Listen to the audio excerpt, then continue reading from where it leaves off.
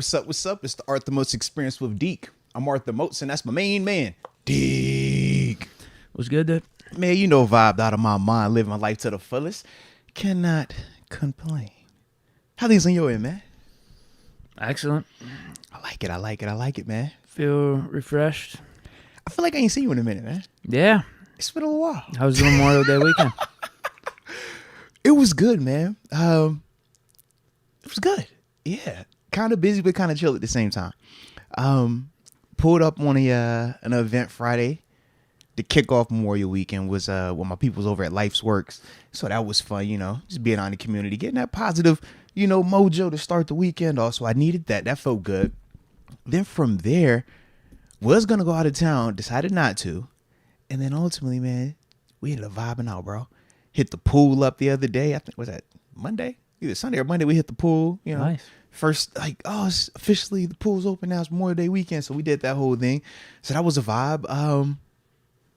Yeah, bro. This is good, man. Can't complain. Basketball going well. TV series going well.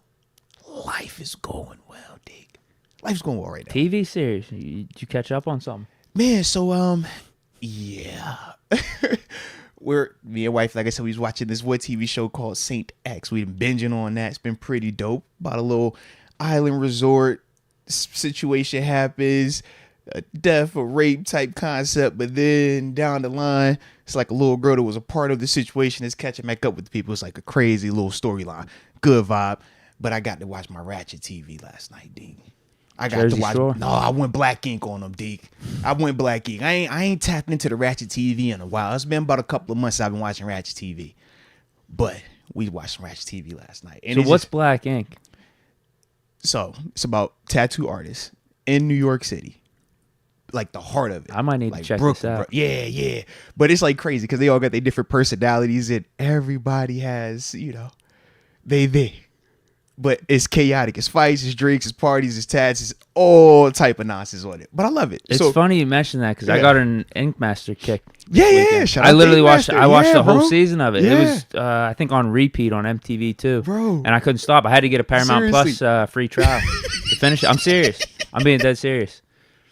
Hey, bro. I probably watched like 10 episodes in a row. The one, I think it was Sunday-ish, the whole day into the night, and then I had to watch the rest of it on Memorial Day.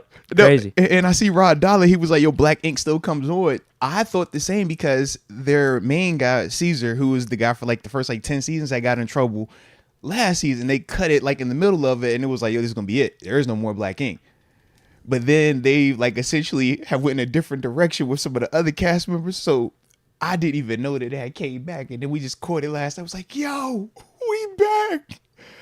And like I said, Ratchet TV. Is it like a competition at all, or is it just more like reality so TV? Usually it's like just reality TV, but we're trying to see like where they go because this is their first time without the main guy. That'd be like if we did the Arthur Moats Experience with Deke podcast without Arthur Moats. It's like, yeah, you still are heavily a part of you, the guy, but it's like, yo, this is like he started it. So when you think of the Black Ink, it's like the main guy, he's not there. So like, guess it was our first time watching it without him. It was like, whoa, like, all right, it's kind of cool, but this is kind of different. So it's taking some adjustment. But I like my Ratchet TV though, bro. Ratchet TV mixed with research, it makes it amazing, bro. I felt like I was getting tatted last night. I felt like I was ready to jump over the screen and beat somebody up last night. Like, that's what Ratchet TV times research to do. It's a great vibe, bro. It set the mood. Love it, man. Love it. Yeah, good stuff. Yeah. I mean, I just went up to my camp and Yeah, how was the camp like, bro? Was it vibe? Golfed and watched Ink Master. That was pretty much my weekend. And got the Paramount Plus. Don't forget to cancel your subscription before it ends. So we got 7 days, 14 days. Yeah, so... No, you ain't gonna keep it. Oh, no, I probably will keep it. Oh, will keep it. Let's go. Deke, that turned off a new leaf. I'm not saying on purpose I'm going to keep it. I'm probably going to keep it. It's gonna randomly come in handy in like 2 months or something. I'm gonna want to watch either a TV show or a movie, and it's gonna be on Paramount Plus, and I'm gonna be like, oh wait, I think I got that. That's how I feel. I still have it. That's literally how I feel about my HBO Max account. Yeah, I have that too. Bruh, I got this. I don't want it, but I got it. And then every once in a while, like, oh, okay, I can watch this movie up. This is great. Yeah. So if you have HBO Max, did you get that through Amazon? Yes. So you could watch Air. Yeah. Air's for free on Well, Prime. I know. Well, that's the thing. I definitely have had access to it. It's just I literally figure out something like every single time I sit down, bro. It's like, oh, this came out. So, for example, last Thursday, it was a Thursday or Friday, we had talked about Air, and I was like, all right, I'm gonna watch it tonight. And then the Dirk album dropped. So I was like, yo, I gotta bump Dirk. I like Dirk. You know what I'm saying? So I listened to the Dirk album. So I couldn't get to the Air, you know? So I was like, eventually I'm gonna get to Air though. Because I have everybody that talked to about it, they all rave. They're like, yo, it's a dope movie. You gotta check really it out. good. So as a sneakerhead, I feel like I do need to go check this out. So it is gonna happen. It's gonna happen. Hopefully this weekend coming up. We're like next. It's gonna happen soon. In the month of June, the movie is getting watched. How about that? That works. I'll put it like that. In the month of June, it gets No watched. pressure, though. No pressure. I just want to make you aware because you literally have it for free for streaming. Yeah. But I feel bad because usually it's the opposite. Usually I'm telling you about the movie, not, you tell me about something I haven't seen yet. So I got to make sure. That and Kenobi. You see me watch I Kenobi. still haven't got to Kenobi yet. It literally, I was laughing to myself. I was down here. I'm like, yo, I'm gonna watch Kenobi. And what I ended up doing, I cut up the film. I was cutting. Who was I just chopping tape up on? Oh my gosh, we just signed it. Marcus Golden. Mason? Oh, okay. Oh my god, why are you like this, bro? I don't know. This is why Mason's the best QB3 in the league. So that's what you want to do today, bro? What? Why you want to do that, bro? That's what I was hoping the film session would be.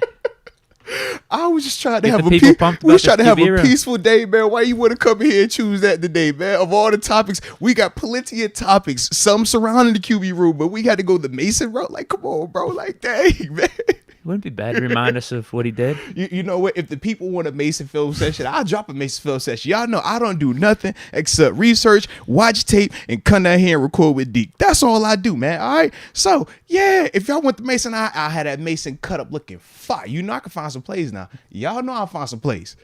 Some of these plays I find, I be like, bro, you make him like he an all pro. You know this dude ain't no daggone all pro. There's times I've definitely thought that.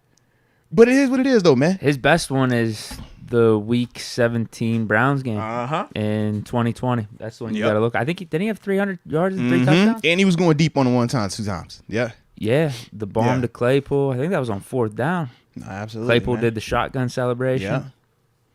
Shout out to the celebration. That was probably his best performance. Yeah. Either that or that 1 quarter and a half in the Jets game when he came in for Duck. Oh yeah, he lit it up then and too. Then he got hurt. Can I get second and third quarter of Detroit once he hit a couple of throws and when he ran over the DB and hurt him? I thought his best series was the first one. He had the touchdown to James Washington. Okay, right? fair. I'm just saying before it got to overtime because once that hit, that's when obviously. Well, that wasn't his fault. Actually, it wasn't. I think those but films would actually be good for him. Yeah, but they're not going to allow it. They they won't allow it. That's like context. They don't allow context with Mason. Muth fumbled and Deontay fumbled. That's and still, Kendrick Green snapped one over his head. The only person that's going to get shot is Kendrick. Kendrick will be the culprit of all of it, but they're not like it's going to be Mason's fault. We know this. We've talked about this numerous times, man. If Ben was in there, we win that in regulation. I 100% stand by that. I would agree with that. 100% stand by that. But we also remember the circumstances. It wasn't like Mason had the whole week to prepare. He found out the night before. Yeah, in the hotel. So it was like, man, I get it. And it was a nasty, rainy, and all that stuff. But either way, those are excuses. Yeah, I don't know if anyone actually does want to watch Mason film, to be honest with you. I don't think so. So that's why I dropped the I think I just want to Golden. see the headline. No, man. I just want to see the thumbnail and the headline. Don't listen to Deke. Why Mason's all right? the best QB3 Don't in the listen league. to Deke. Check out the Marcus Golden film session, all right? Don't listen to Deke. The people don't want a Mason Rudolph film session, all right? If y'all do, y'all let us know in the comment section. But if y'all don't, seen one comment about Mason in this chat. That's what I'm saying. I've seen a Duck comment before I've seen a Mason comment, all right? Robert Cotton thinks it could be a slippery slope. He says, be careful. Someone may request a film session with Duck next. You see what I'm saying? Like, I got some Duck clips. Because I had it lined up because I thought we was about to have a little run at one time. And then I was like, bro, why'd you do that to me? Like, Duck clips. Well, at the time. Well, we were going to resign him. No. But it was just like, man, I had a couple plays. Like, yo, it could have felt good. It could have felt a good story. I didn't know how it was going to end, but it just didn't end the way that I thought it should have ended. So that's why I left it alone. But shout out to Duck, though. Ain't nothing wrong with Duck, man. 100% agree. Ain't nothing wrong with Duck. And what's funny is I've been thinking about 2019 and that season recently because I think we're going to be talking about him today, Le'Veon Bell. And some of his comments. Yeah, man. Regretting not coming back to Pittsburgh. And because that 2019 season probably would have been a time where we still would have had Bell. Yeah. We missed out on him all of 2018. Yeah. I'm assuming he would have been back for 2019, but that was the season Ben went out. So it's like, what would that offensive look like if Bell was there instead of Connor? Absolutely, I've been thinking about that 2019 season. Now, you bring up some great points, man. We're going to get a chance, too, man. Obviously, me and you will talk about it. TG was another guy that shared the locker room with L. Bell, so he'll be able to talk about it as well, man. But, yeah, good amount of stuff with that. And then we also got another one of our former teammates, too, that we got to talk about, too, man. Saw these folk drain this past weekend. Her ticket sales were booming, but we'll get to that later.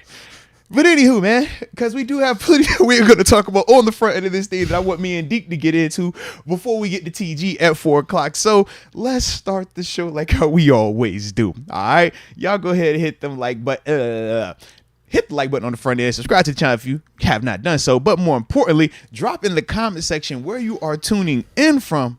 And in that way, we can give those big boy shout outs to start today's show. Oh, and might I add, I did see somebody say that somebody was trying to scam y'all on one of them giveaways. Yeah. If you catch them out there scamming, man, report them, spam them. We always do the same. Y'all already know if it's a giveaway, it's going to look like the giveaway that is on this page right now. It has a video, me talking, showing, never in the comment section. All right. Y'all know how we do. We got Finn Murphy. Says, yo, Deke and Moats, tuning in from the 707 Humboldt County, CA, baby. Love you guys. Shout out to Humboldt County. Isn't that where I thought that's where a lot of the origins of said research be found in Humboldt. I think I saw it on Netflix actually. Yeah. Documentary. Yeah, low key. Robert Cotton, Bob from Connecticut. Shout out to Bob. Yvonne Yaj from the 916, and then David Dupree, DD Smalls from Gainesville, Florida. Shout out to DD Smalls. Hope you had a good weekend too, man. We everybody took some time off, man. It was good. Yeah. It was a very nice weekend. Very relaxing weekend. Yeah. Good to be back, reset, though. Bro. Even better to be back. I'm with you. It felt weird to me yesterday because I was like, all right, I feel like I'm missing Deke being around. I ain't talked to my dog in a minute. Like, I'm tuning in. I'm watching you on everything. I'm like, yo, all right. I'm getting highlights of Deke, but I'm not getting actual Deke. Like, it felt weird, bro. It felt weird. So now that you're here, I'm like, all right, we back. Now we good. Everything good. Get the takes live in person. Yeah, man. I'm like, I like the big Deke news. I'm like, I want to see it in person. Can I just... just right there. Yeah. Yeah, thank you. Concepts, X-Concepts, or X-Con. Oh, wow. He switched the... I see. I like that. Yeah. I like that. He switched concept from the traditional spelling to concept with Omar Khan's last name. Pay homage. In place of it. Pay homage to the like man. That. 724 Claridge, PA. Yeah. Moats, save that Mason film session for a rainy day. The public needs it. The public need. All right. I got some clips. I'm gonna hold off on that one. Let him have a start come up though. Oh, the tape dropping. Yep. No, I don't want him to be making a start this year. So I don't want to see it. If because he's down bad. If he starts, we're down 2. Well, we had to have seen 2 situations at least. There's serious Ben calls from me happening. So then 3 serious things have to take place for him to get out there. Well, that's me. That's me. I know they're not going to call back Ben, especially with us bringing in Mason now. I know they're not going to do that. But that's not going to stop me from calling for him. If it gets to the point where we legitimately are saying Mason's our starting quarterback for multiple games, I'm sure that will be a desperate time.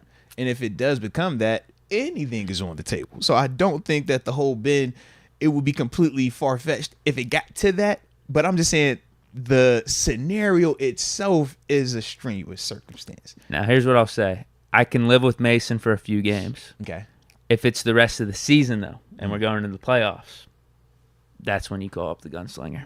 Now, what if the scenario was the Brock Purdy scenario, though? Where you when he first comes in, you're at that mid-tier, you're like, man, we could go one of 2 ways right here. Because remember, San Fran if Mason is doing good, I'd say you let it ride out. Because I'd say you let it ride out. Was what, 7 in a row he won or whatever before the postseason. So I'm like, if it's that scenario, right? Yeah. I'd give Mason a few games, and then if he starts playing bad, then you call up 7. Right, but he obviously would have to play well for 7 games and win all that for that to happen. So, like I said, not the most high probability on this circumstance even happening. So we should be good.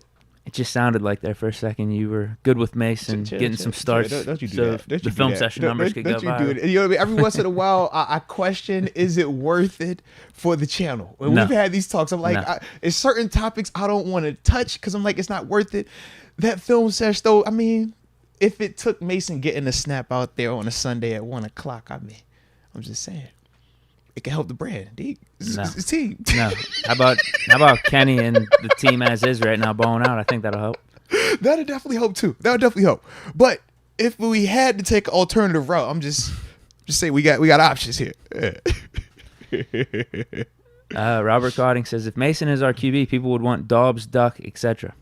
Hey man, Dobbs is employed currently. He is an NFL quarterback. He continues to remain on the roster. So we just got to throw that out there. Mano. Wow. Is this the all the above guy? 413 Springfield, Massachusetts, aka Steeler Mass. That's a great song. I like that song. Is that the all of the above guy? That was a high school anthem. You're awesome, bro. What I think, man, a lot has happened since that song. I was like, y'all didn't think of that part first. I thought it was something different, but you know what? What's happened to him since? No. It ain't. Is he down bad? Well, no, it was just a very, very, controversial situation. It was like a shooting. Somebody lost their life. Somebody got hit. Yeah. He wasn't the shooter, but it was just how everything has transpired since all of that. It's just a lot that went on. So, yeah. But, Lord. But shout out to man on all of your butt, bro. The fact that you brought that reference up, man, salute you, bro. Salute you. I like that song. It is a vibe, though, bro. Yeah, it is definitely a vibe. All right, I'll say one more. Lifted Ones. Here from Sacktown. Shout out to the gas bell was on. All that patience makes sense now. Oh, yeah. O.J. Simpson said that. Salute him, bro. Salute him. He's like, OJ was like, yeah, I'd never smoked before and never would. Like, it's just not a thing I would think about. Serious. And he's like, I can't believe Lev did that, and he was that good of a player. But now that I think of it, he was really patient. Very patient, man. Very patient. Yeah, I'm not surprised he said that, though. No, I don't know if it's... Haven't we talked about that before? I don't know if it's been on the show, but... I mean...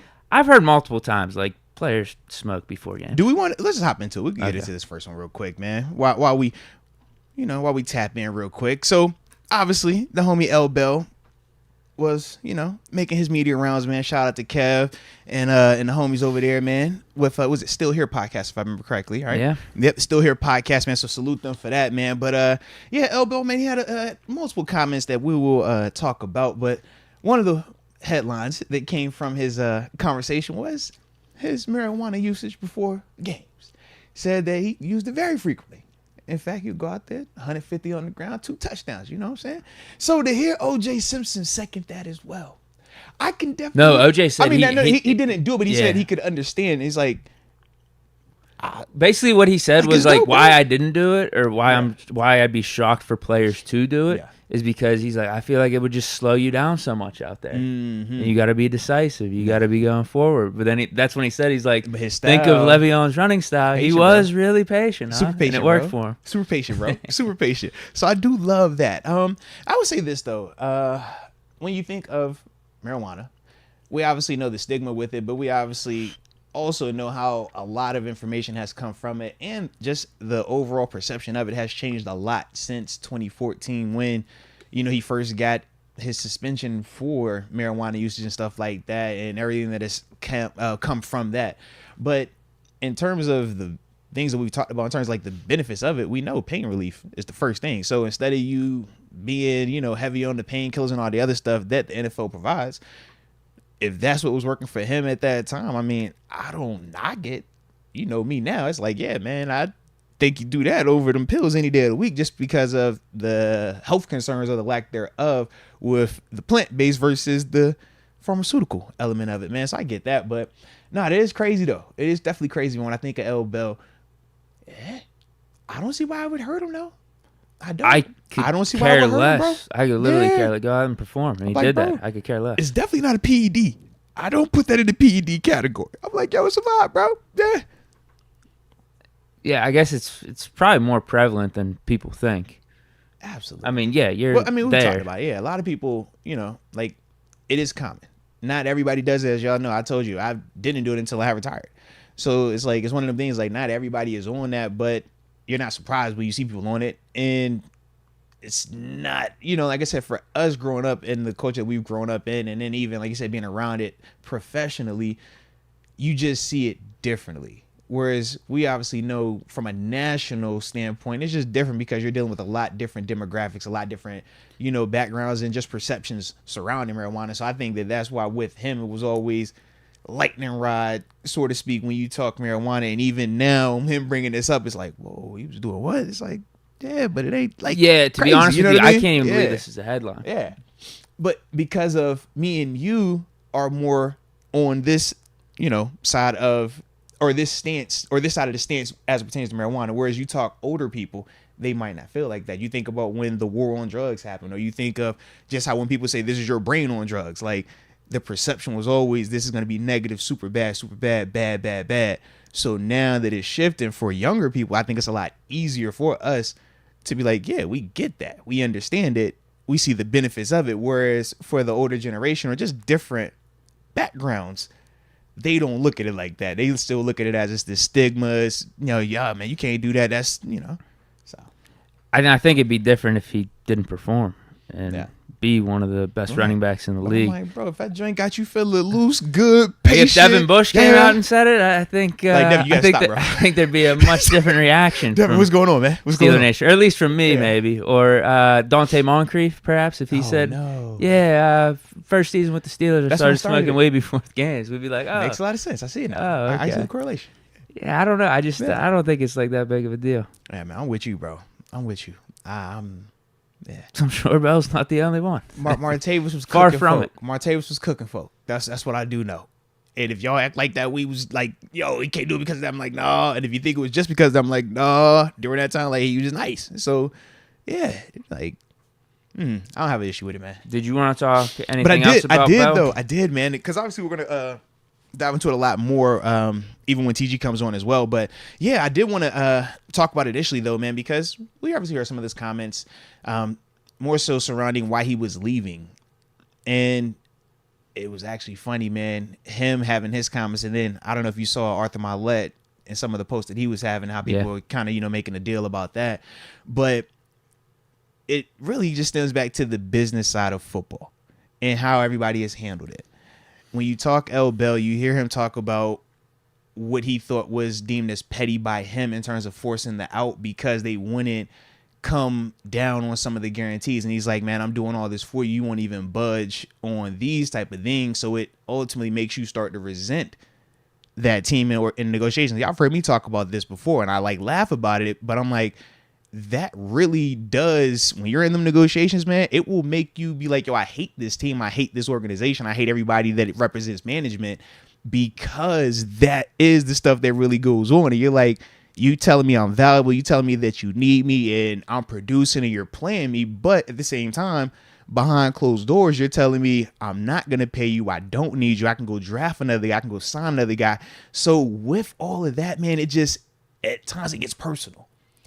And for L. Bell, it does sound like he did make it personal, but that's ultimately when you hear him talk about what he regrets out of it is once he left and went to another organization, you start to just realize, like, money aside, because we said, okay, you won in terms of more guarantee, but you lost in terms of potential long-term earnings here in Pittsburgh, legacy here in Pittsburgh, winning. We get all that.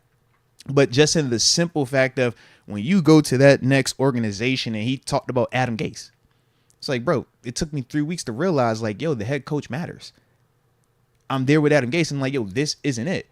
But he's homegrown in Pittsburgh. And a lot of times I would joke with TG and a lot of guys about that. AB's another good example. Yeah, we joke about all these guys. We're like, all the homegrown guys, you take it for granted because you've never experienced another organization. You don't know what it's like to have coaches lie to you. You don't know what it's like to have a GM that'll be shady to you. You don't know what that's like until you leave and you think that everything is like Pittsburgh. And when we come from outside, how many guys you think come from outside? We're like, yo, we love it here because like it's different. But at the same time, there is still that business stuff that comes with it. But it's just a different vibe when you're here in Pittsburgh. And that's really like when I was listening to L. I'm like, yeah, you learned that lesson. Now, granted, at least you won in the sense of you got a ton of guaranteed money out of it because you could have learned that lesson with no bag. And a lot of dudes that leave the Steelers organization, that's typically how they learn that lesson, with a lot less money. But at least for him, he has the money to make him feel good. But I'm just like, that's when he feels it. Yeah, though. you like it, his it career got became personal. a joke. Yeah, He became this journeyman. Went to the Ravens. Seriously, and the bro. Bucks and the Chiefs and didn't even play. Like, you let it become that's personal. a bad look. When it becomes personal, you no longer operate with good business sense. You no longer operate for what's best for everybody. Now you're starting to say, you know what, I'm gonna do whatever I can do to F you over. But in the long run, it hurts you more than it helps you. And that's just in life in general. When you talking like when you hear the revenge, if you go to get revenge, man, you better dig 2 grades and all that stuff, because it's like you get so focused on I'm gonna get back at you because you did this or because you're not budging that you leave. And for him, man, it's a hard lesson to learn, but ultimately that is, you know, what he learned from that. I felt like his reasoning made sense at the time. Yeah. It definitely did. But he just caught the RB market at the wrong time, because this was after some of those big deals to like David Johnson and other players started to play out, and you're like, oh man, this is looking bad. So I understood why the Steelers were holding too. Yeah, because you saw when Le'Veon Bell sat out, James Conner made a Pro Bowl. Now the difference is Le'Veon Bell is one of the best running backs in the league. James Conner, good running back, but we felt that difference because James Conner's ball security cost us some games. Le'Veon Bell never fumbled the ball, but that's what you get from like a franchise RB1 like Bell. So both, you've said this before, both sides missed out on it, I think. At least in the short term. Because I don't know if the Steelers keep Bell around on that cap hit for 2020, 2021, anything like that. But, yeah, I think for 2018 and 2019, Steelers missed out. Because 2019, maybe Bell could have helped carry that offense with Mason and Duck. With that good brought defense. that up multiple times when you think about just what that year was, especially with 7 going down. It's like, because Conner was bad that year, and he was hurt all the time. Right, but I'm just like, L. Bell, especially if we're talking then, that's still within that 2-year frame of the last time we saw him where he was dominant. You're still going to be having a way just more consistent lifeline for the younger quarterback where maybe you're not having to resort to. Remember, we were going Wildcat with Jalen Samuel. We talked about that. We talked about all the different things we would try to just come up with, switching the quarterbacks back and forth, all this other stuff. It's like, man, if you have an L. Bell, now you lean more on that. Maybe you're throwing him at receiver sometimes and having Conner as the RB. Absolutely. It would give you a lot more options, a lot more flexibility. But that's, you know, when you allow it to get personal negotiations, and it's not easy to do. Being a dude that's been in negotiations multiple times, bro, it sucks. It is times when you're really, man, me and you have talked about this off record. But it's definitely times where you're just like, man, it can cause some tension within the organization, man. So, you know, I get it. I do. But this is the business side of football.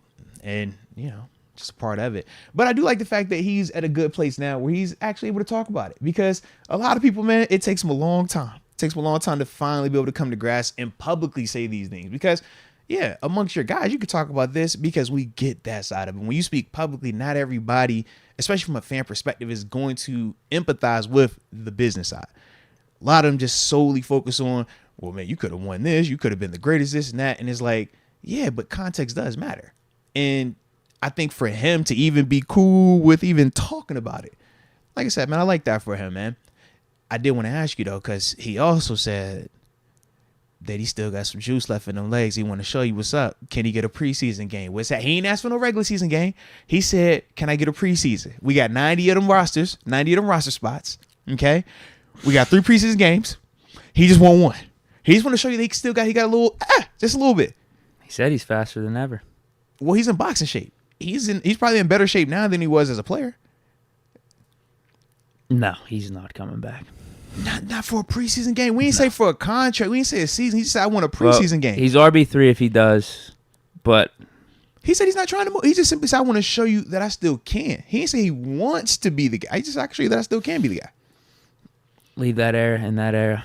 Time to move on. Are you scared? I'd say the same thing about Martavis. I'd say the same thing about AB right now. It's just leave it in the past. Not a preseason and then retirement ceremony. It would make that preseason game a lot more interesting. You're saying just for a preseason? That's all he asked for. He didn't ask for nothing more.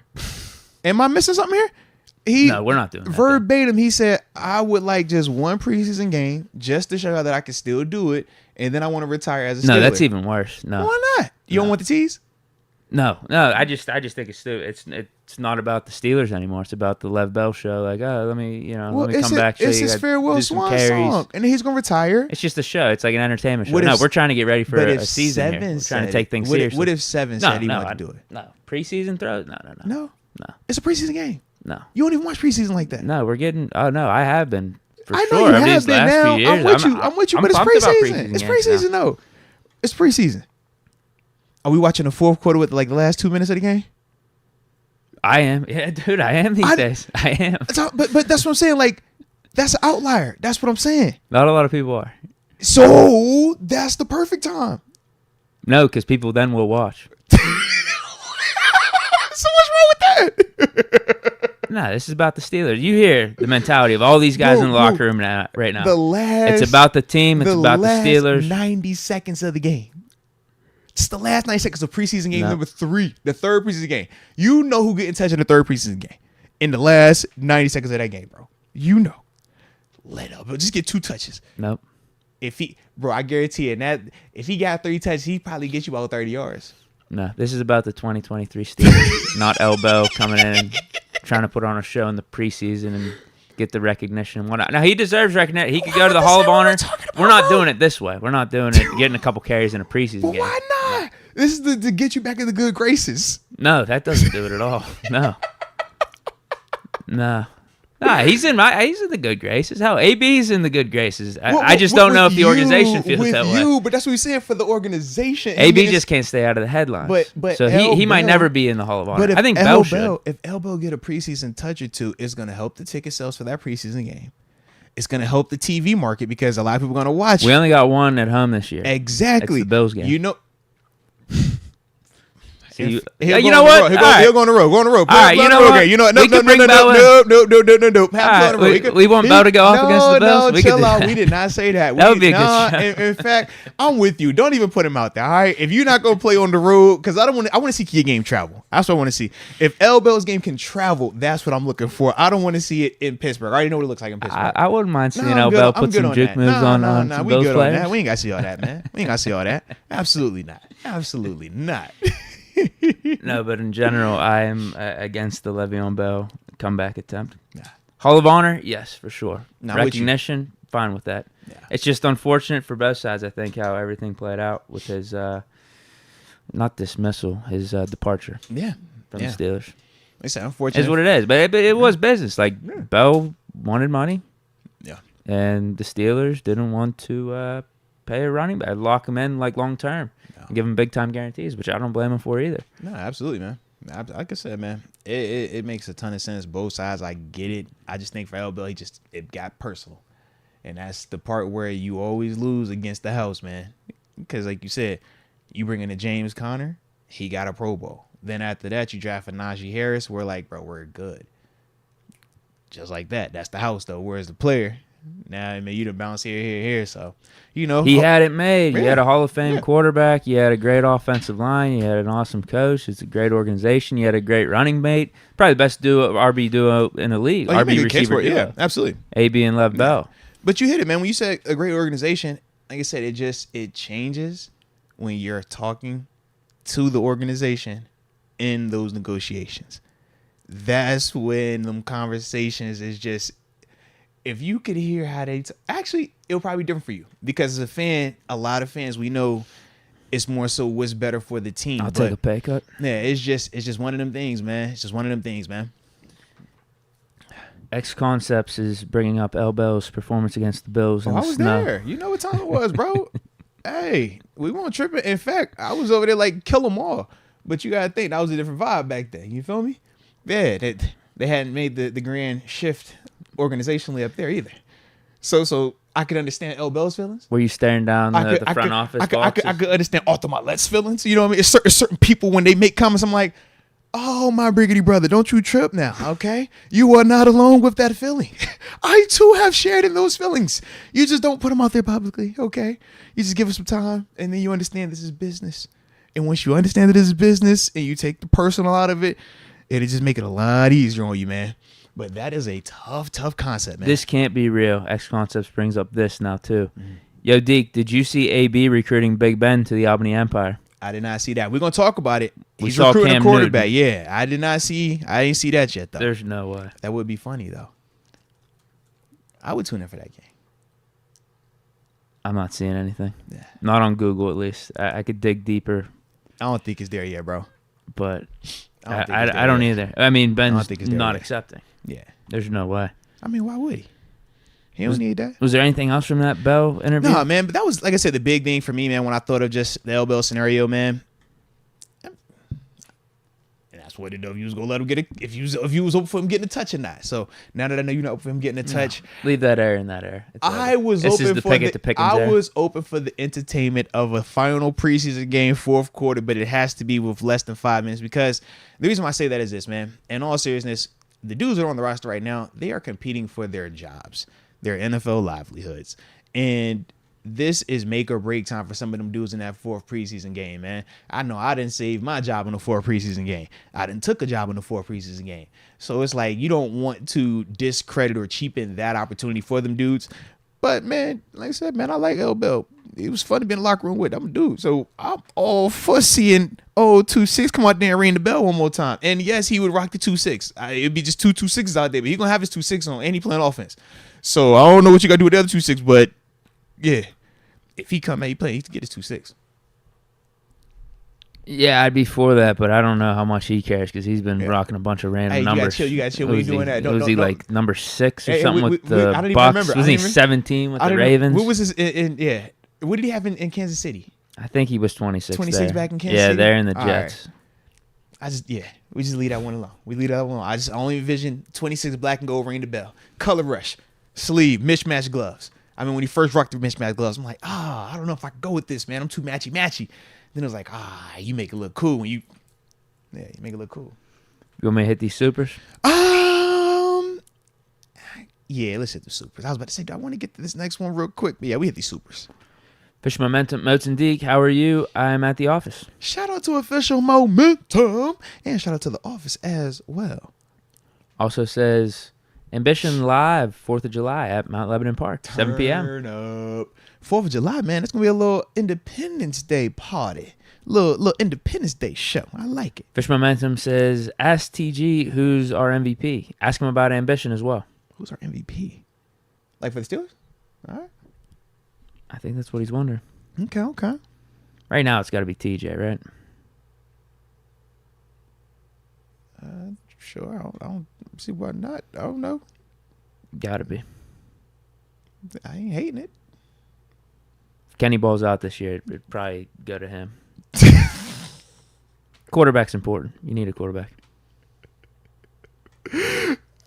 I'm sure you gonna make it that way regardless, man. So it's all good. Fish Momentum, we need another live podcast event. Hashtag Integrity Deke. No, facts. Craig Ellis, Moats, I think you have a scammer on your giveaway post. They tried saying I won and I needed to pay shipping. But I hope you all had a good weekend. Like, bro, how you try to scam on the actual video? I like that. That's a good way to go about it. Oh, Lord. Hey, you what? But you got to pay for your shipping, though, all right? Hey, just send me your cash and your social security number, too. All right. Fish Momentum, shout out to the Steelers family. Hashtag be prepared. There it is.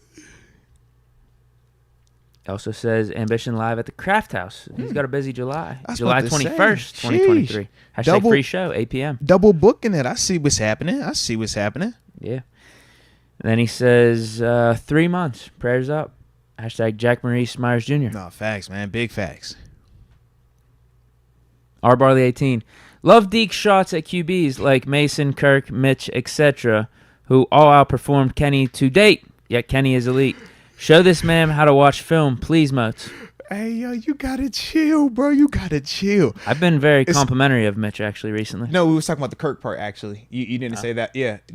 Can we talk about the Kirk part? You want to talk about the Kirk part? I'm taking Kenny over You Kirk. See what I'm saying? This is what we talk about. This is what R. Barley is talking about. This is what he's talking about. The Kirk Cousins. I don't care about the other names he said. It's the Kirk Cousins name that he mentioned that you do continue to slander, Deke. I don't know why you do that, man. I'm taking Kenny over I don't know Kirk. why you continue to slander Kirk like that, bro. I don't know why. What's your deal with Kirk, It's not even a question. Why you doing Kirk like that, man? Kirk rock chains, Kirk drippy, Kirk cool, Kirk for the culture, bro. Why we doing that, man? He's just not good enough. That's crazy. Yimong Yash, can I get a shout out to my dog, Chu Chang? Shout out to Chu Chang. Hashtag to him. Hashtag hump day. Hashtag Sack Kings. Shout out. I like it a lot, man. Yimong Yash, Chu Chang wants your thoughts on D. Fox of the Kings for 2023. How you feeling about him? De'Aaron Fox? Yeah. Dude, I don't watch hoops. I was gonna say De'Aaron Fox. I don't watch hoops like that. I've been watching some of these playoff games. Say yo, he was that game 6 was insane. Yeah, he had a double. You talking about the buzzer beater? Oh my gosh, yeah, it was nice. That was absolutely wild. De'Aaron Fox. Yeah. I mean, he's a good player. Is he asking for a new contract or something? State? Yeah, I don't know. Yeah, I think you want to keep him around. Man, yeah. He looked good versus Golden State. I don't watch a ton of Kings basketball. I'm just throwing it out there right now, man. Y'all know who I watch. Gorilla Mode, Juju versus Eagles secondary rematch week 1 will be must-see TV. For his sake, I hope they didn't keep the receipts after the Super Bowl. They definitely kept the receipts. You know for a fact they got receipts. And I don't think it's a coincidence the NFL scheduled that game. Oh, you already know what time it is, man. With Juju's new team, the Patriots, going up against the Eagles. I don't think it's a coincidence at all. 828 style. Former Steelers that probably blazed before games that had different outcomes from Elbow. Jarvis Jones. Limas Swede. Artie Burns. Troy Edwards. Ricardo Coakley. Wow, that's a name. Delton Hall. Did I miss any? Bro. Wow. Oh, man. Did he miss any? Hey, yo. I brought up Moncrief already. Yeah. I'm just glad that we only going. I was about to say we only going offense, but I did see y'all threw Jarvis and Artie in there too. Dang. All right. Yeah, I think you might have had them all. Is there anyone else you want to include? I'm trying to think. Any bad linemen? Maybe Fitzgerald Toussaint before that Denver Broncos AFC divisional game in 2015. Slander Fitz, bro. This is crazy. It's probably him. This is Maybe crazy. did it at halftime. Yo, Rod Dollar say Sammy Coates. Why y'all playing, man? Yeah. Hey, son. Maybe Mendenhall in the Super Bowl. Yo, wow. Mendy done got a shot today. That's ay. We don't want no Mendenhall slander, man. I think he does smoke marijuana, doesn't he? Is he an advocate? I do not know. I stay out the way, man. I be staying out the way. I don't know. I just know he's like typically a hot topic. Yeah, him and whenever Brown, he is brought up, yeah. it does get tense. When his name really come tense. up, I promise. It's like a yearly thing now. His name come up, and no, it's not to the same extent, but it gives me the same vibes as when you see Kwame Brown and how when his name gets brought up, it's always like, yo, he's coming at you now. He's like, I don't want that. Mendy be going at you. When he goes. I'm like, hey, man, I want peace and love for everybody, okay? I don't want no issues. Oh, that's a good one. Rod Dollar says Ebron. Dang. 007 says LeGarrette Blount. What they were in the what? Never mind. I mean, that was definitely happening. Chill. He wasn't a bad player for us. Whoa, bro. I mean, just wasn't a good locker room guy, obviously. Yeah, shut up.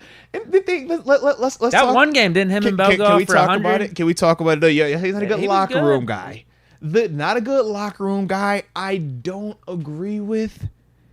Good locker room guy. Remember the business stuff, though. He just doesn't stand for that. So his method is different. You might tell Deke, hey, man, you go split carries. We get out there. Organization guy, then? How do you want to phrase it? He just don't take nonsense. If he feel like you slighting him or disrespecting him, he usually has one of two methods. It's either he going to walk off like he did or it's Boise State. It's one or the other, from my experiences around. But outside of that, I'm like, yo, he's a dope dude to be around. But he just felt in that moment, and I don't condone it, nor do I agree with the movement. He just felt that they lied to him, and he felt he got disrespected because of that. And he felt that if y'all don't need me, why am I going to just be out here dressed out, just taking pictures? And that was the premise of him leaving. So it's like, I get that part, but you can't leave. And that's the end of it. It's like, you just can't leave. But everything else was a vibe with him, bro. He'll be fun to be around. But he just don't play. Like, if he feel like you playing with him, yeah, he gonna react accordingly. Short fuse. But good dude, though. I just, I ain't want his name to just be like all the way like that. Now, how about guys that smoked that had good outcomes like Lev Bell? Santonio Holmes for sure. Holmes for sure. Why you bring up Holmes? God. That's why we cut him. That's why we traded him for a 5th rounder. I don't even want to bring up names. I'm scared to bring up names. Because I just don't know. I don't. Yeah, I can't bring up names because I got too much info anyway. That'd be interesting. Right, whoever you bring up will be like, oh yeah, they did the Lev Bell press. So like, I really can't talk about it. Not on here, at least. Yeah, but it's some dudes that y'all actually be surprised. Yeah. Ryan McPherson. Thoughts on Dirk's album and Mallette's whining? Man, love Dirk's album, man. Big fan of it. Like the growth throughout it too, man. Some of the stories, it's pretty cool. Oh man, I'm trying to think, man. A couple of the tracks off the top of my head that stand out to me. I dig the Pele Coat. I dig that. Before Faja, I like that. That's my little hood joint. And then the 300 Euros. That's another one of my ones too, man. So I definitely rock with that. And in terms of Mallette, man, shout out to my Arthur partner. Y'all already know I got good love and mad energy for him, man, like that. But it's personal. He's taking it personal. I get it. I understand why. You are told one thing, you hold up your end and to him and his perspective, but the organization pivots and they go a different direction, you're gonna feel some type of way about it. It just sucks because for him, it's not like he's on another team making these comments. With him being a free agent right now, it just comes off as sour grapes. And that's why, when you're talking about the social media element or the perception of him publicly, that's how it is viewed. But for the people that have been in those positions where you're dealing with some of the promises that are made at times when you're about to sign versus what actually comes to fruition afterwards, yeah, I can get that. I always think about when I first came here, what I was told we were talking versus them first 2 games was night and day. So when Arthur talks about how he could feel like something was told to him and it changed, I get it. But then at the same time, I'm also a guy that can sit here and say that they did hold true to their word when I did get the opportunity to play and I held up my part. They took care of me. And obviously we talk about how, why we still here, because they compensated me really well. And I really appreciate them for having indebted to all the squad and all the gang. But that is a part of it. So it's like, I can get why Mallette feels why he feels, but publicly you're never going to win that fight. And that's, when you're young, you go to social media. I'm going to go and throw these out there and I'm going to let people know, man, the organization's bad, man. Get on the organization. But they're not going to choose Arthur Mallette over the Pittsburgh Steelers.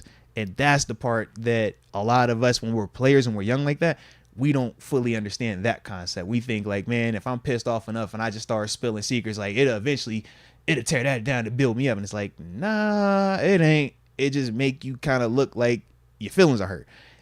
And it's nothing wrong with that because, yeah, your feelings are hurt because of what was communicated to you. So it's not a negative, but it's just you got to find a better way to go about it because this doesn't equate to you getting a job with Pittsburgh right now.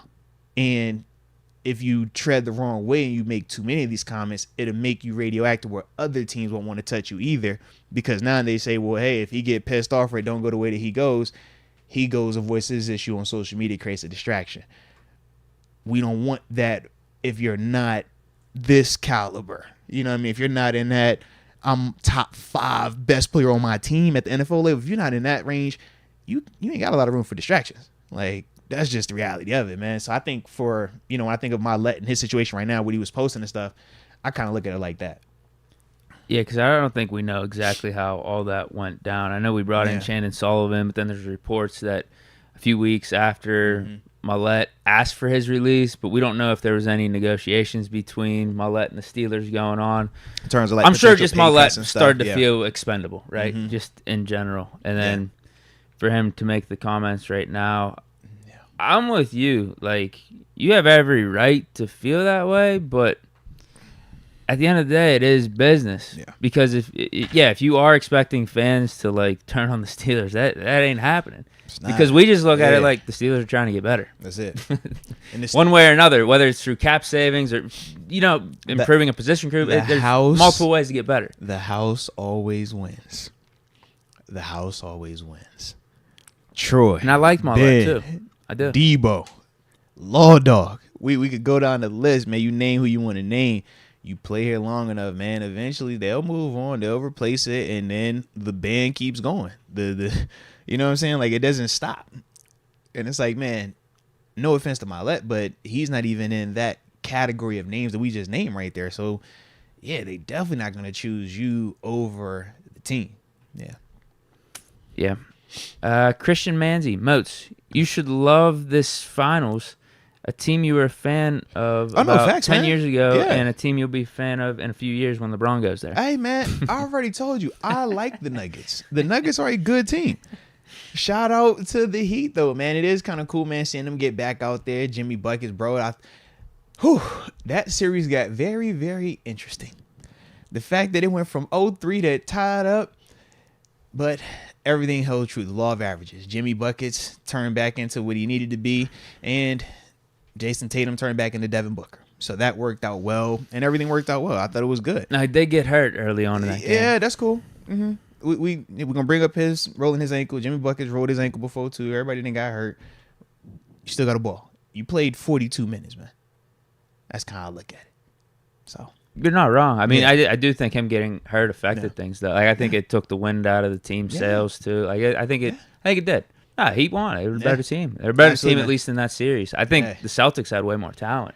You see, you say that, but I feel what like does that matter? The Celtics had some injury. I mean, not Celtics. The Heat had some injuries as well, though. You know what I mean? So it's like when you deal, both sides had people get hurt. No, I'm not even talking about the injuries. I just think the Celtics were a better team. Yeah, like if you go on paper, if you go on paper, absolutely. Game's not played on paper. You got that. You got two good storylines coming out of this final. Whoever wins, because you get Jokic getting his first, very deserving. Yeah. Getting that type of even recognition because he won back-to-back MVPs. But those Nuggets teams over these last couple of years haven't been good because Jamal Murray getting hurt. Michael Porter Jr. is always hurt. Every year they've had injuries, yeah. But yeah, now finally he might be able to get a title here. And if he gets it, people that'd be a big people deal. will legit be talking about him as being the best player in the league. Yeah. Which he probably should got the MVP this year. I would agree. And getting that recognition. But then, on the other hand, like if Jimmy Butler and the Heat pull this off, that's insane. Or Eric Spoelstra. That's insane. Think about Spo. Winning without D-Wade. LeBron, but now you do it without D-Wade, without Bron. Yeah. With a whole nother regime, essentially, man. So that would be a dope storyline for them. I personally think it's Nuggets. I just think they have a better team. Nuggets are nice, man. They're super nice. So I think it's them, man. But no, I'm excited for the game, though, man. So he's predicting LeBron going to the Nuggets. Hey, man, I'm down for wherever Bron go, bro. I'm always down. He caught me a new jersey, get me new shoes and all that, man. Yeah, we are not tripping at all. They said he couldn't win in the West. He went out there, he got him a ring. He done been to two Western Conference Finals now. So yeah, ain't tripping, man. Yeah, where we going next, Bron? You let me know. Yeah. Yvonne Yash, what's up, Deke and Moats? Let's get this dub, or let's get this Wednesday / or hashtag hump day. Fair enough. I thought you were saying like Wednesday, like how Elbow said. You said every day was a Wednesday. Maybe that's what he's going for. That's more of a banger. I told you, Elbow got hits, bro. I don't think I heard that one, to be honest. Oh, my gosh. That's top 5 in his catalog. Don't you do that. I don't think he has one good song. What? Shrimp Bayless, man. I already told you. Shrimp good. Bayless is a classic, bro. Our brother 18. Can we please never mention Shit's Tucson again, please? Yo, stop the slander on my dog Fitz, man. Fitz a good dude, man. He just had a bad play. But Fitz a vibe, man. Fitz a vibe. 828 style. So Mallette just let us know he cried on the car. Yeah, he cried in the car. It'd be like that. It happens, man. But I don't know if y'all remember when Vince Williams, he was on the show and he talked about how when you leave, you know what I mean, whether it's pay cut, retire, whatever, he's like, you go through that little bit of ego death, man. It does hurt you. It does. Everybody handles it very differently. Some people, they go to social media, they go to the interview, and they talk. Others, they medicate. Others get ducked off. Like, everybody has their different way of doing it, man. But, yeah, it do hurt. I ain't gonna lie to you. I'm not gonna lie, yeah. I mean, I've technically haven't not had that happen, but when the vibe is off, bro, yeah, you can feel it. And it do. You just like, man, I literally risked my life for you out here. And this is what we doing? This is crazy. But that's the business. Jay Cristiano brings up a good point. Says, Franco was released. Webster cut. Remember that. Mm-hmm.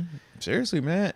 Like, now, I don't know if Franco was released. It happens a lot. He was a free agent. I just don't think we re-signed him, and then he went to the Seahawks. But either way, we moved on from Franco, the guy that everyone says turned around the franchise in the 70s. It happens a lot, man. It happens a lot. That's the business side. Like I said, it sucks for the players per se, and for some fans, I'm sure. But yeah, that's the business side, man. Steeler Nation on fire. Does Golden return next year? He did say that he loved the Steelers, right? That was his like. Let's see how this season plays out, because we've just been through how many of these third edge rushers over the last 2 or 3 years. Let's see how the season plays out first. It seems like a good fit right now. This is the best I felt about our third rusher since the Melvin Ingram signing. And that one was good on the field. It was excellent on the field. in the locker room, apparently, that wasn't so well. But I look at the Marcus Golden signing like that. I think it's healthier. I just think it's a good pickup. And I personally feel like the energy off of it is a lot different. Some of the interviews people have talked about him being in the locker room, and that's kind of what I shared from my personal experiences. He is a contagious guy to be around. He loves football. He loves the work. And he brings just a positive, like, my positive vibe is the big smile, big personality, like I'm loud. Oh, man, we vibing, right? MG, bro, it's similar, but not as big smile, not as loud, but it's like, yo, the energy is always there. It's like, yo, let's work. Let's get this in. Let's get the technique. Let's watch some tape. Like, it's what you need in that locker room, man. So, yeah, man, if it plays like it's supposed to, I don't see why you wouldn't potentially bring it back and why he wouldn't potentially want to be back. Because I do feel like he is going to mesh extremely well with them guys in that locker room. He's going to love Coach Tomlin. He hasn't had a coach like that. Like, he's going to love that, man. So I just think across the board, like, it could potentially make sense, but like Deke said, man, we still got to see him produce. Got to see that part first. We ain't about to re-sign just because I like him, former teammate and all that other stuff. It's like, no, we ain't just giving it away now. Malik Reed felt like a good fit. Yeah, but Malik Reed was a good fit on paper, but he still wasn't as decorated or as polished as Marcus Golden. That's why I was like, with Golden, it's more of the Ingram, because it's like both of these dudes have done certain things where you're like, that's starter caliber, that's consistency, that travels. And we've seen it for multiple situations where we knew with Malik, it's like, yeah, you had a season, but it was more so of the rotational element versus him being a guy. And if TJ doesn't get hurt, maybe it's a different scenario. But when you're asking Malik to be the guy, it just wasn't in his wheelhouse, this past season. Just seems like a great fit, though, right now with Golden. And I was saying earlier, it feels like this deal gets better and better with the more info that comes out here, because the contract details. Yep. We're not paying him over one. I think it's basically vet min. It's 1 year for 1.3 or something like that. Mm-hmm. Based on how where many he years probably could on the open market get around 2 or 3. Yeah. So there's that. But then hearing some of his interviews and his comments there, going back to what you're saying, he's like just all about the team. They asked him about his role, and he's like, yeah, I'm here to be third edge rusher. I think I could be that guy, but at the end of the day, I'm just here to work. Yeah. I know this is a team game, too. Like, if they only ask me to play 1 snap or 30, it doesn't matter. Like, I know what this is. I've been around for a while. Like, I'm just excited to be here. So it seems like just a great fit right now based off all the production he's given and who he is as a player, plus how he feels about this team. He said he was a Steeler fan growing up, always wanted to be here. I did not knowing know. his That role, was pretty dope, though, bro. like not caring about how many snaps he gets, just wanting to win. And then, also the contract. Like it seems like an awesome fit. Yeah, I don't see a lot of negatives with this thing. Like I said, low risk. I think this has potential to be a really good signing for us, though. All right, we getting close to TG? Yeah, I think we can get a couple supers, at least maybe like one super real quick. Sure. Yeah, I think so. Yeah, should be good. Sean McCartney, I don't know if I did the text back right for the giveaway, but either way, thank you for reading my comment. Also, do you feel like we are still looking to add anyone? Robertson reports makes me think we won't. He means Robinson, Mark Robinson. Oh, yeah. So he had pick 6.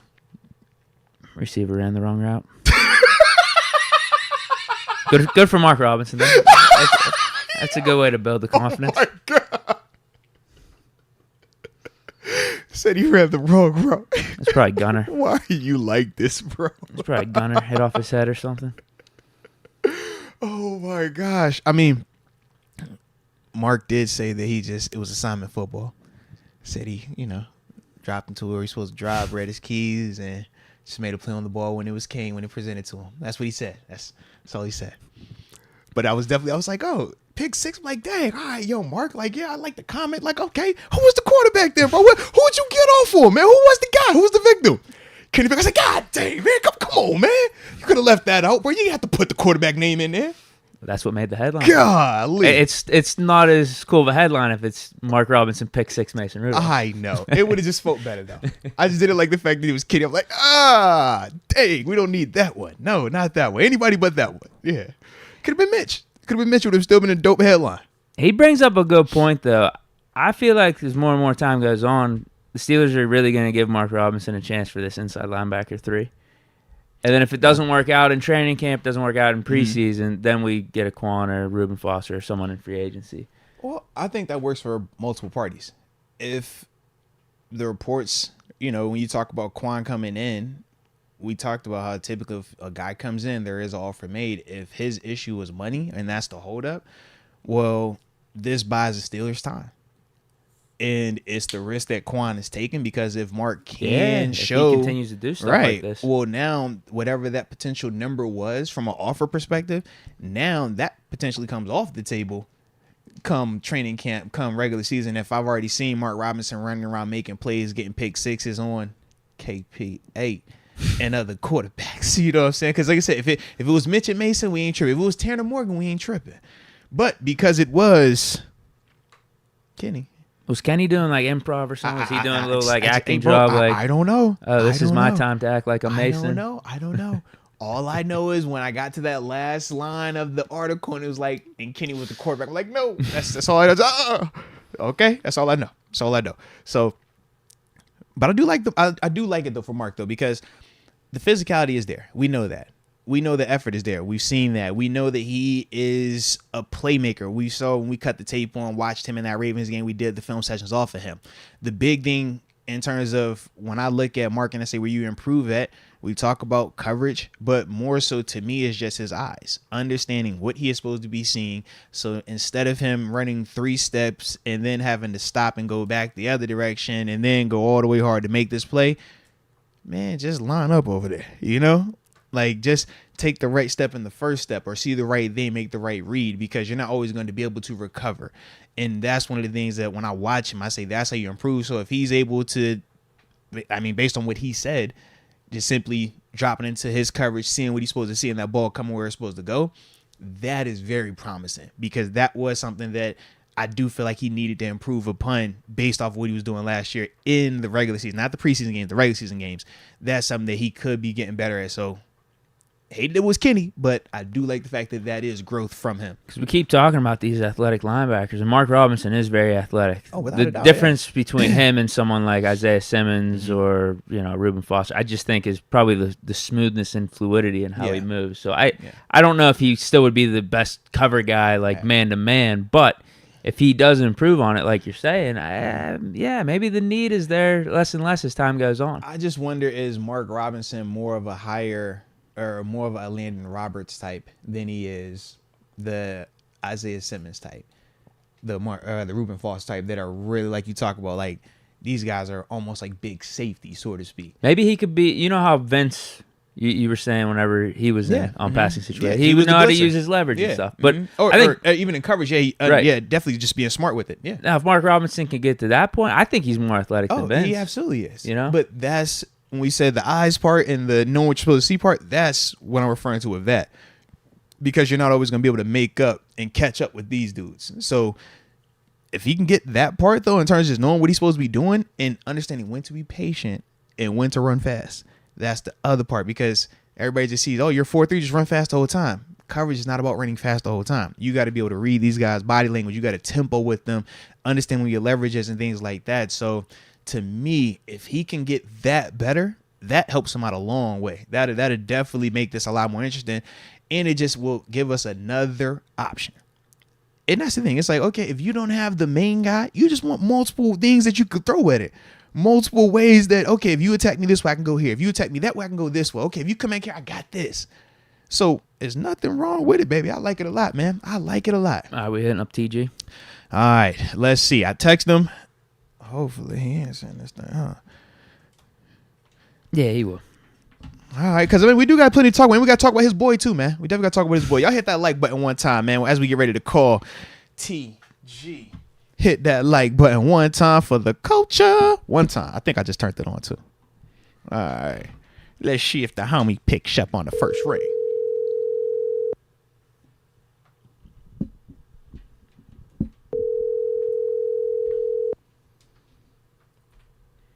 I did text him this morning too as a reminder too.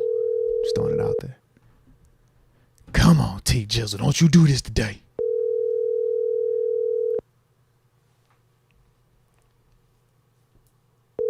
Oh, he's doing it today, Deke. I think he's doing it today, Deke. I think he is doing it, and he gonna hit me with that text. He's cooking up a defensive game plan. Please leave your. Cooking up his playbook for the season. See, you might be right. This is what we talking about, man. Come on, bro. Time out. I can't make this up. Did he not just text me, bro? This text literally just popped up.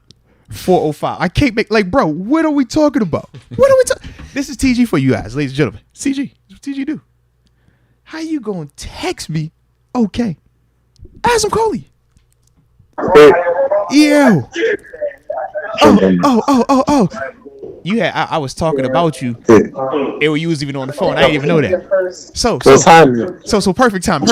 One time, ladies and gentlemen. We are officially joined by Pittsburgh Steelers alumni, West Virginia Mountaineer, my freaking locker mate, Mr. Terence Garvin. What's the word, broski? What's the word, man? What you got going on today? Man, I'm in this weight room about to walk outside. It's another day in the life. Hey, you man. Hey, because defensive coordinator Coach Garvin. So you in the weight room with the squad, everybody getting their back big. All right, I respect that. I like that. Okay. Yeah, man. I'm just trying to, you know what I mean? Teach what I know type. Okay. You hear me? Okay. Yeah. You still walking in there? Where you at right now, man? I'm about to say. I'm outside. I'm with you. What's going on? Oh, all right. Now you clearing up. At first, I was like, yo, is he walking in the hallway? Where are you at right now? But you clearing up a little bit. You clearing up. All right. I'm here with you. What's happening? Well, first off, but we got to talk about your homies, man. All right. You got a lot of your homies been making headlines this weekend, bro.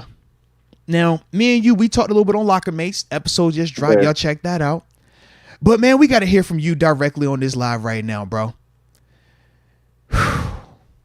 Deke don't want to let L. Bell play in the third preseason game.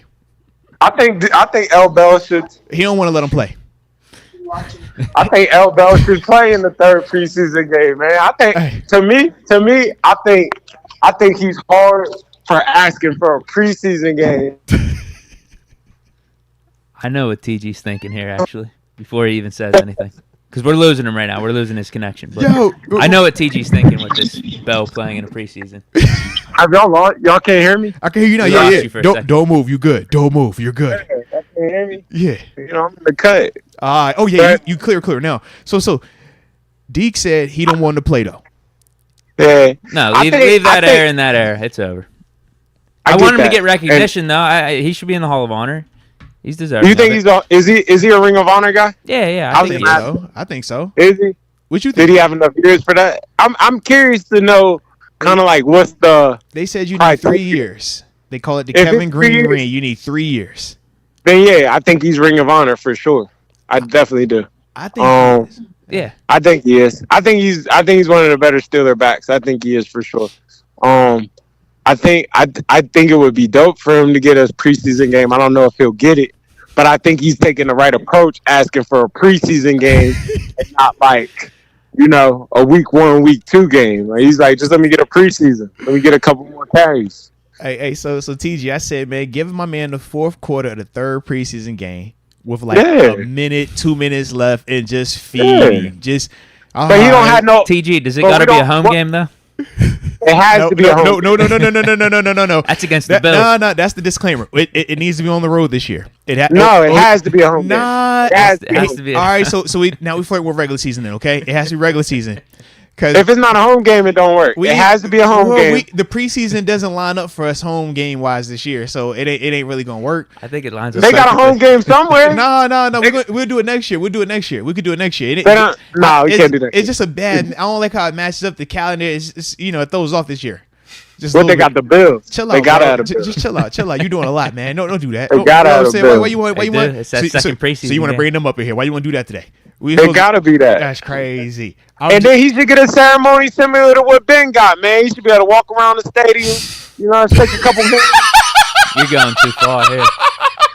That's a lot. Yo, say your Give him the bid ceremony. Absolutely Yeah. not, bro. And you know, He can walk across the L stadium. Bell is that guy. Shout out to L Bell. Ring the bell. Yeah. We love the Juice Man. We love the Juice Man. We big Juice Man Shake fans. a couple hands. Big Juice. if he does. He does not get the farewell like 7. What are we He talking? don't get the farewell. Bruh. He can't go around the whole stadium, but he can get half the stadium. He No. can get the tunnel going down. Instead Yeah, he of can get the going down the tunnel in. stairs, you run through the tunnel. You can get that. Hey. He don't get to take the victory lap. No. It has to be at home because you got to call 2-6 out. You got to. Yeah, he got to be the last intro too. He got to. Yeah, be you the got last to call intro. 2-6 out. You You got got to to do do that that. intro. It's only right. I would love to see it. I think it would attract some good people. I think people would come and watch that. Oh, it's great for the brand. It's great for the market. I think the Steelers, in terms of a preseason game, it's a big ticket boost. We would all be watching it.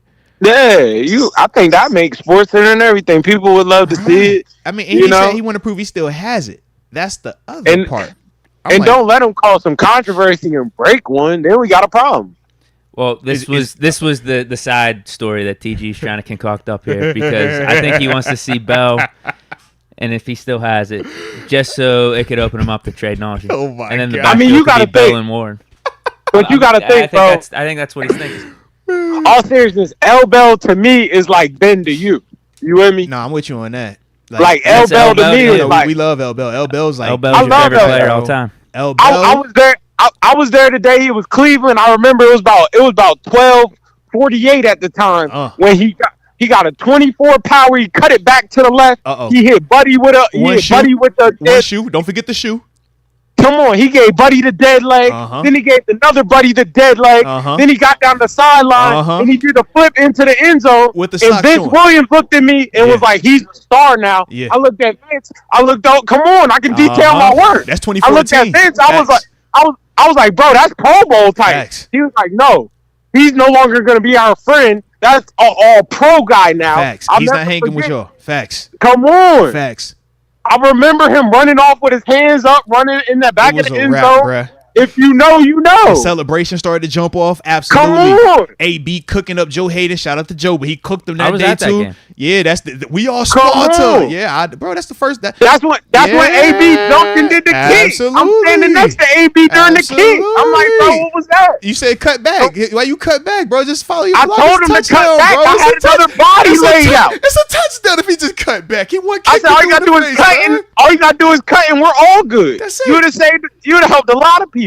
A lot of people get fed. A lot of people get paid when it's a touchdown Whoa, on special teams, man. bro. A lot of people get paid that way, bro. Touchdown on special teams. That's major, equal bro. rolling That's and major, stuff. bro. That's major. That's major. Yeah, he became a star because he kicked him in the face, but it was a lot of money they left on the table by not cutting it back. Just throwing it out. A lot there, more bro. meat. Yeah. Lot more meat on that bone. Big facts. A lot more Big meat on facts, that bro. bone. Big facts. But I remember the L Bell moment. At that moment, I was like, L Bell for president. I remember against the Panthers that night. Talk greasy They gave it one to L time. Bell. I was He at got that us game up out too. of us. Yeah. He hit Kuechly off with something so fire. Stupid.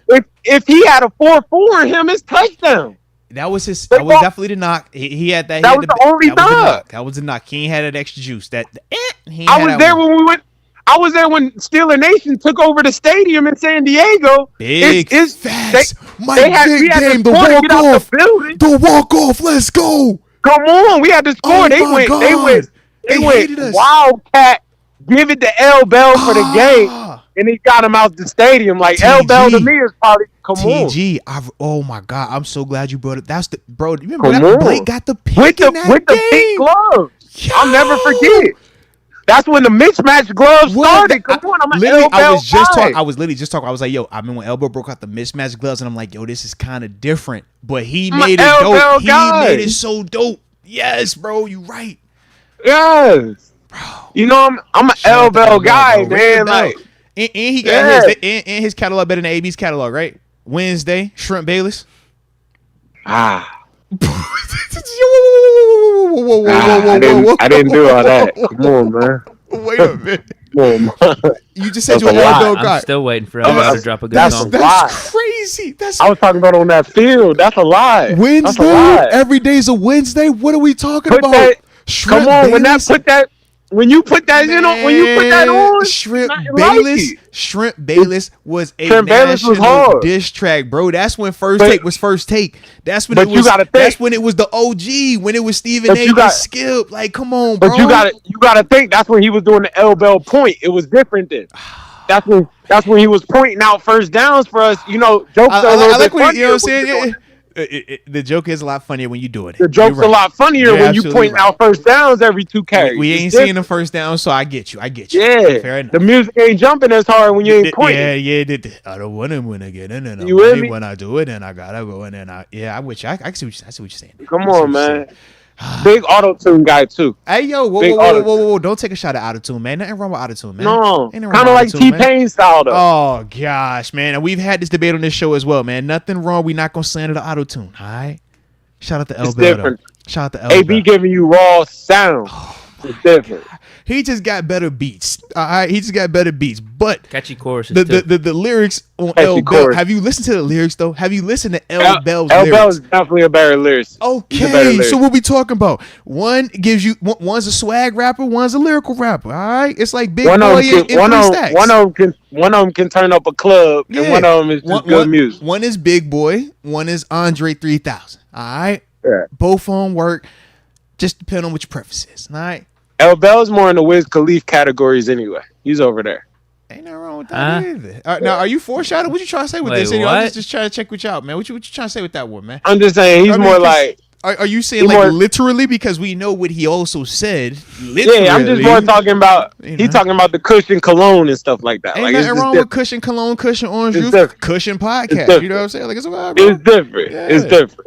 AB's giving you raw. He's like Wu-Tang. You know me? So L Bell is rapping about the party life, having a good time, head in the clouds. And AB is giving you that gritty, that gutter, that shit. Like, y'all want to know? Like, let me tell you what's up, man. When she seen the panic and she went, Okay. Come on. All right, fair enough. Leave your girl like I left off the field. AB do got that. He will talk greasy on the track. I have. AB said I walk out your life like I walked off the field or something. Like greasy. You got to listen to the lyrics. I have. That's a greasy bar. That is super greasy. That's greasy. That's a greasy bar. But L Bell gonna have a survival. Did it have any flow to it? I doubt it did. Like I said, man, the beat make it sound better. The beat and you like it's AB. Just roll with it. But AB L Bell in the verses, I like AB. That's all my gosh, man! Stop it! Just because AB is the more popular artist doesn't mean he's the better artist, bro. He's more popular. AB, that's it. AB songs might get played in London, low-key. Because he's popular. That does not mean that it is better. That's all I'm saying. It's just popular. He's making chart songs. L Bell make real songs. L Bell make songs for your heart. L Bell make songs for the vibe. When I want to ride with the top down in the city and I'm letting the thing out the back, you know what I'm saying? Like, put the L Bell on, man. Put that Shrimp Bayless on one time. Now, if we riding out and it's time to turn up on the south side, put that on. Let me get that AB. All right, that's how we're gonna roll with it. Put that. You feel me? Yeah. We'll do it like that. Put that. Yeah. Hey, when you hear that, put that on. You know what time it is. You like, it's a party in here. Put that, I can't stand the fact that we up here really having a conversation about both of these dudes' music catalog. What are we doing, man? This is the L Bell effect, though. L Bell, it's the nostalgia, bro. They make us excited. They need to call L Bell out to his music too. That's what they need. All right, I got a real question then. All right, we're gonna bring these all together real quick.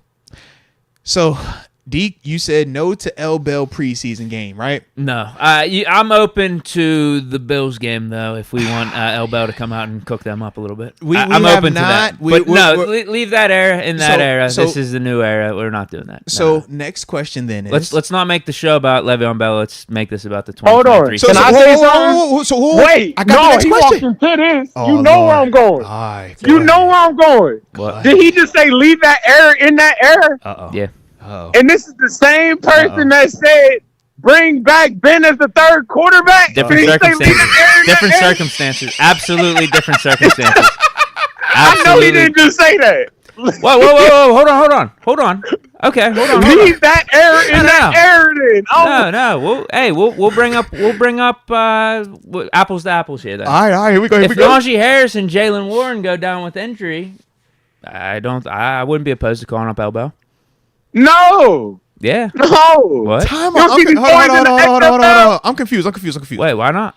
He's basically like, if we lose the 2 running backs, bring L. Bell back. No, Yeah. I'm no, not no. opposed to that. So why would you be cool with him coming back in that scenario versus? Because I like it the reverse.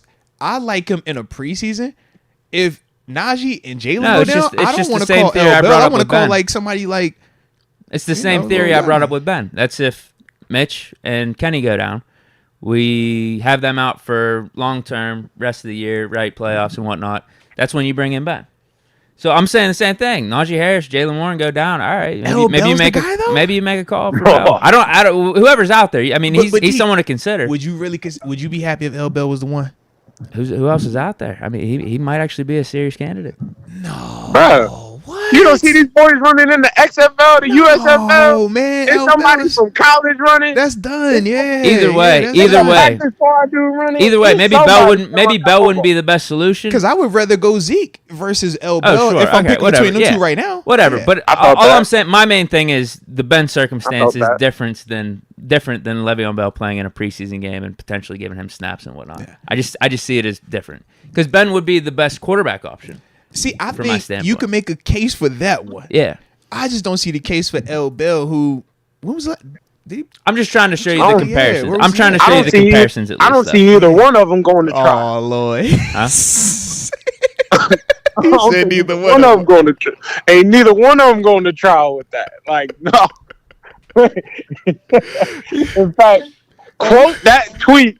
Leave that error in that error. That's the quote from that one. That's what we're saying. If you say anything about it, leave that error in that error. That's what I'm saying. Unless emergency situations present themselves. I'm with you, though. Yo, that was a good catch by both of y'all right there. Leave the error in the error. And I like how you pivoted off of that. Oh, that was an easy one. He thought he had me. It's like these are different circumstances. Smooth pivot. I like how you pivoted off of that. A smooth pivot. Now, my question is this, though. All right, so you're not on L. Bell getting a preseason touch and all the seriousness. We did have Antonio Brown, a.k.a. AB. He was recruiting Cam Newton for a game. Yeah. Before we talk Cam, would you be open to L. Bell tapping in? Could L. Bell take his talents to the Albany Empire? Will we be on board for that? Will we tune in for... What you mean? He said $150 for Cam. $150 for Cam. It's got to be cheap for L. Bell, right?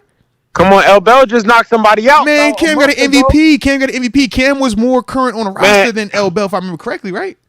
Man, L. Bell is trying to be the face of boxing. Man, you got to stop this, bro. Dude, you got to stop this, man. TG, you got to stop this. L. Bell needs to go fight Javante. Like L. Bell. TG, you got to stop this, TG. TG, you got to chill, bro.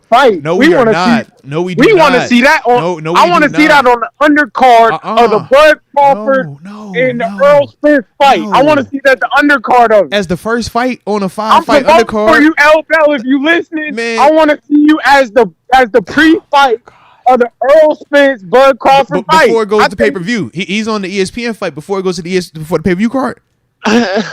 I think he should be on the regular. You know how it goes. When you pay for the pay per view, it's an 8 o'clock pay per view start, but the fight don't start till like midnight.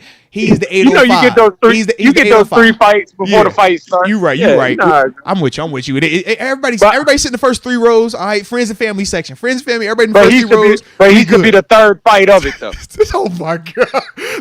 The last fight of the chill fight. He should be the main event of the pre-attraction of the 8 rounders because you know it's gonna be 8 rounds. So let him be the big fish in the 8 rounder. All right, fair enough. Man, L. Bell put AP to sleep. That's elite talk. You know, AP is a football player. He knocked out a football player. But that's a mutant though. It's a name. He's not a mutant. He's not a mutant in boxing. He's just a name in boxing. Man, Floyd Mayweather took people's names too. That's what you're supposed to do. Man, you gotta stop this, Floyd bro. took names too. You gotta stop this, man. L. Bell Floyd fought Canelo when he was like 16, man. He had 50 fights. What are we talking about? Canelo had 50 fights on his belt, bro. Stop it, man. He fought Pacquiao when he was like 48. That's what you're supposed to do. Mayweather is older than Pacquiao. What are we talking about, man? Y'all gotta stop this, bro. Y'all gotta stop this, bro. L. Bell was on the undercard. He was trying to get an undercard of the Jake Paul fight, if I remember correctly. And then that fight fell through, and that's what ultimately kept him off of that. Jake Paul scared of him. Well, I was gonna say that would be the fight for I think Bell. that's the fight for him, honestly. I don't put him in there with no real killers, man. Don't put him in with no real killers. Uriah Hall was a good fight, but you saw his eye look. That hurt my feelings, man. I ain't gonna lie, I felt salty, but I'm like, bro, we need to run up on Uriah, and I like Uriah Hall. We won that. You know what I'm saying? We won that. Yeah, but I just don't like how it looked, though. I'm like, yo, he died. But we won that. It was a win. It was a win, but he got dotted, and I ain't like that. Okay? It's boxing. You gonna get touched. I know. That's what I don't like. I'm used to it just being, it needs to be landslide. Can we jump him? Just jump him. Yeah. All right. Don't let him hit you like that, L-Bell. Just we jump him. All right. I got your back, bro. But yeah. So no L Bell on the main card, but I'm down for him on the big boy of the non-big boy card. I'm with you on that. That works. That works. If does he fight Logan Paul? I think he'll give Logan a long day. Jake Paul. Oh no, he'll beat Jake. Jake Paul's the one that's taking boxing more seriously, right? Yeah. He'll give Logan a long day. Logan was alright though. No. Logan was alright. Logan was the one who fought Floyd. Logan was alright. Logan went to sleep out there. He did. No, he faxed it. But I'm just saying, like, I don't think he washes him. What I'm saying, like, I think he washes Logan. I don't think he washes him, bro. Logan's a heck of an athlete too, bro. I don't think he washes him, bro. I think Logan handles something. I don't think he beats L Bell, but I think he does hold his own though. Nah, he'll whoop Logan. He'll give Jake a good fight. See, I think Jake hurt. I think Jake put him out. I think Le'Veon's the best of that over there. I do too, but I think Jake puts it to sleep right now if he catches it right now. I think Le'Veon beats KPI or KSI. Yeah, we ain't talking about them though. Yeah. We talking about Jake. I think Jake, Logan, but Jake is gonna put it to sleep. I think Jake puts it to sleep. And I rocks with L Bell, but I think Jake put it to sleep. Bro, this Jake ain't Nate Robinson. Okay, that's bro. the fight he needs to do. Jake done put most people to sleep. I think he puts him to sleep. Hey, bro. I think he puts him to sleep, bro. Got feet. Le'Veon got the best feet in celebrity boxing. That's cool. But all I'm saying is, Jake a little further along. Jake have been in there with some more polished dudes, man. I think that he could do that to him. I don't want to see it personally. I don't want to see it. Le'Veon is number one pound for pound celebrity boxing, man. That's all I gotta say. That's all I gotta say. What? Oh my god! Pound for pound celebrity boxing. Oh my god! I like Le'Veon over a lot of people. Isn't Jake Paul considered the best one right now? Yes. So that's the fight we need to see. Bell versus Paul. Didn't he just get beat? He did. But he fought a real fighter. What are we talking about? He lost to a real boxer. Man, I like Le'Veon. Fair enough. I like L Bell. Let me get L Bell versus Frank Gore. Can I get that? Can I get L Bell? I like L Bell for L sure. Bell, Darren Williams. You know what I mean? Let me get Darren Williams beat Frank Gore. Yeah, let me get Darren Williams. Let me get who else is it? Let me get a bit packed, man. I want run through all of the celebrity gauntlet first, and then we put you up there with the big dudes. I want to see you at least. Can you get 10? Can I get 10 dubs from you first? Like we ain't even there yet. Man, that's a lot of punches. Not if he nice. He ain't gonna run 10. He going pro by then. All right, well give me 5. Right now you sell me on like 3. I think once you do 4, you turn pro. Then you're going to see him start fighting guys. Oh, man. He's going to turn pro. Why you trying to rush this man, bro? You trying to rush me into a bad situation, bro. You know L Bell, man. I done seen him turn into the best rapper in in football for 10 minutes. Then dudes came and got him. But for a minute, he was running the rap game of football.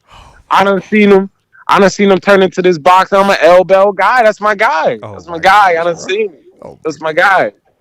That's my guy. He knows how to. He's the king of like capturing his 10 minutes. He know how to do that. You remember he thought he was a hooper for a minute, and dude started trying to hoop. He low key could hoop though, bro. He don't play like he can't hoop. That's what I'm saying. Like he low key could hoop. He all right.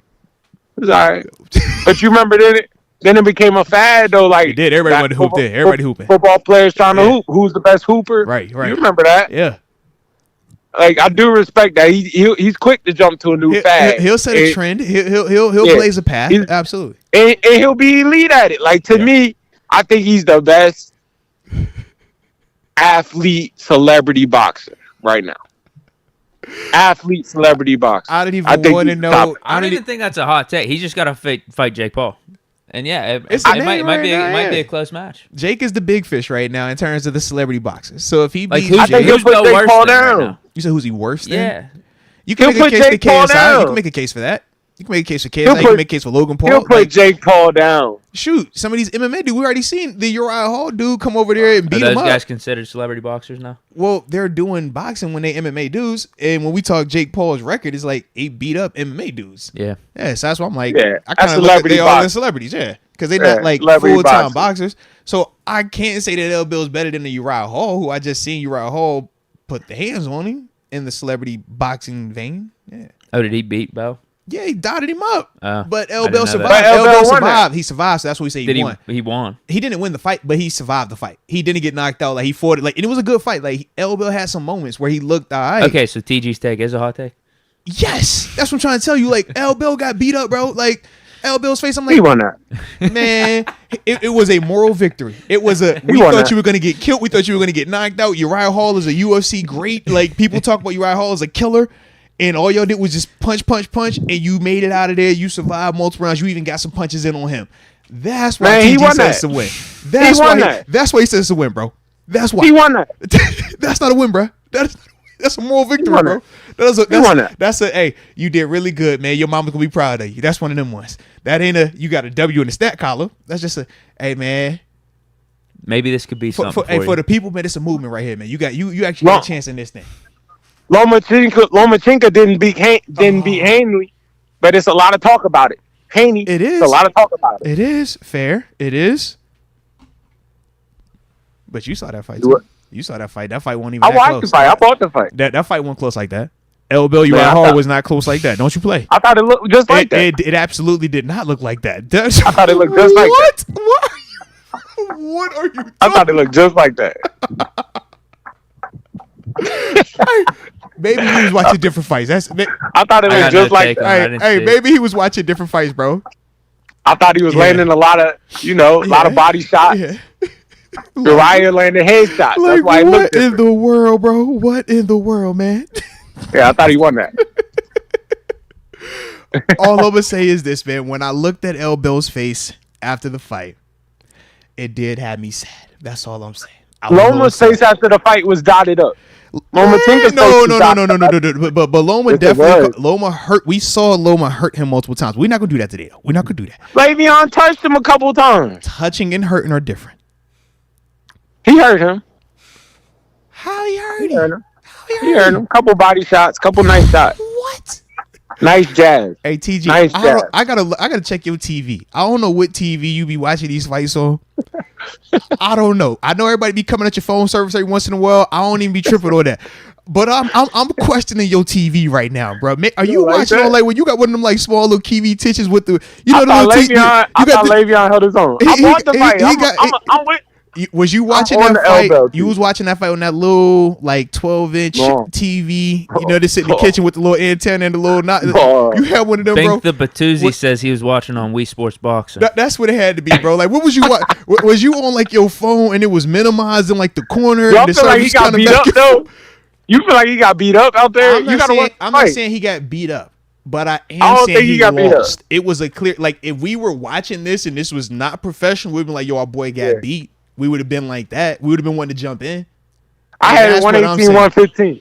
118, 115 Yo, you need hope, bro. I don't know what you like I said, I don't know what TV I don't know what TV you was watching this fight on, bro. I don't know what TV was watching this fight on. What in the world? What in the world, man?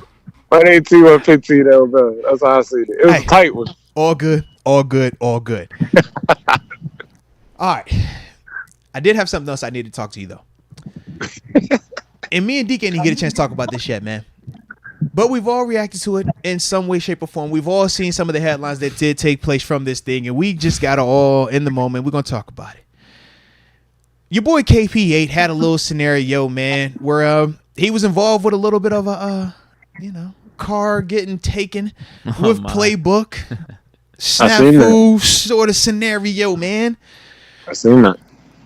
Well, what was your thoughts on that scenario, bro, when you seen the whole thing play out, man? I think they said it was a 60-year-old cat at the dealership. Kenny's going to do his radio appearance or interview, playbook. Is he the Patriots janitor or something? You know what I'm saying? Like, there's some type of like Talk to me, TG. Talk to me. What's going on? Did they get the playbook back? Did the playbook come back? They did say it, yeah. Apparently they found the car. It was at the guy's house 30 minutes later. And that's a bad move. I don't think he had a strategy with that. I don't think he had a strategy with that. I think he just picked the wrong car, maybe. Low key. Yeah, but what was Kenny doing? Is his key just in his car? That's what I'm trying to figure Unlocked? out. I'm like, Kenny, did you leave your key in the car with the playbook in the car, and you just hopped out? Or was I think the marketing strategy is great, though. You know what I mean? I seen Juju's bike. I seen Juju's bike blow up. I seen that blow up. Hey, bro, you remember the celebration on Thanksgiving? He put that chain on that bike in Detroit. It became a vibe. If he know what to do with this, he done got his car stolen. He needs to turn this into something, man. You at least getting a car deal out of this. At least a car deal out of this. Absolutely. Oh, we're getting the tents, the window tents, everything. We gotta have exclusives. We can't have our car out here like that. Now I might get a new car out of this. Like the marketing strategy is crazy. It's crazy. But man, it's tough. I think it's just all place all time, man. Like, damn, you took my car and my really random. It was super random. I'm just like, yo, what? Like when I saw the headline pop up, Kenny Pickett car stolen with playbook in it. I'm just like, huh? But that shows you the value of that football, though, man. Oh, it's the like, playbook we're really not even worried. We're really not even worried about the car. Yeah. What's up with that playbook? Seriously.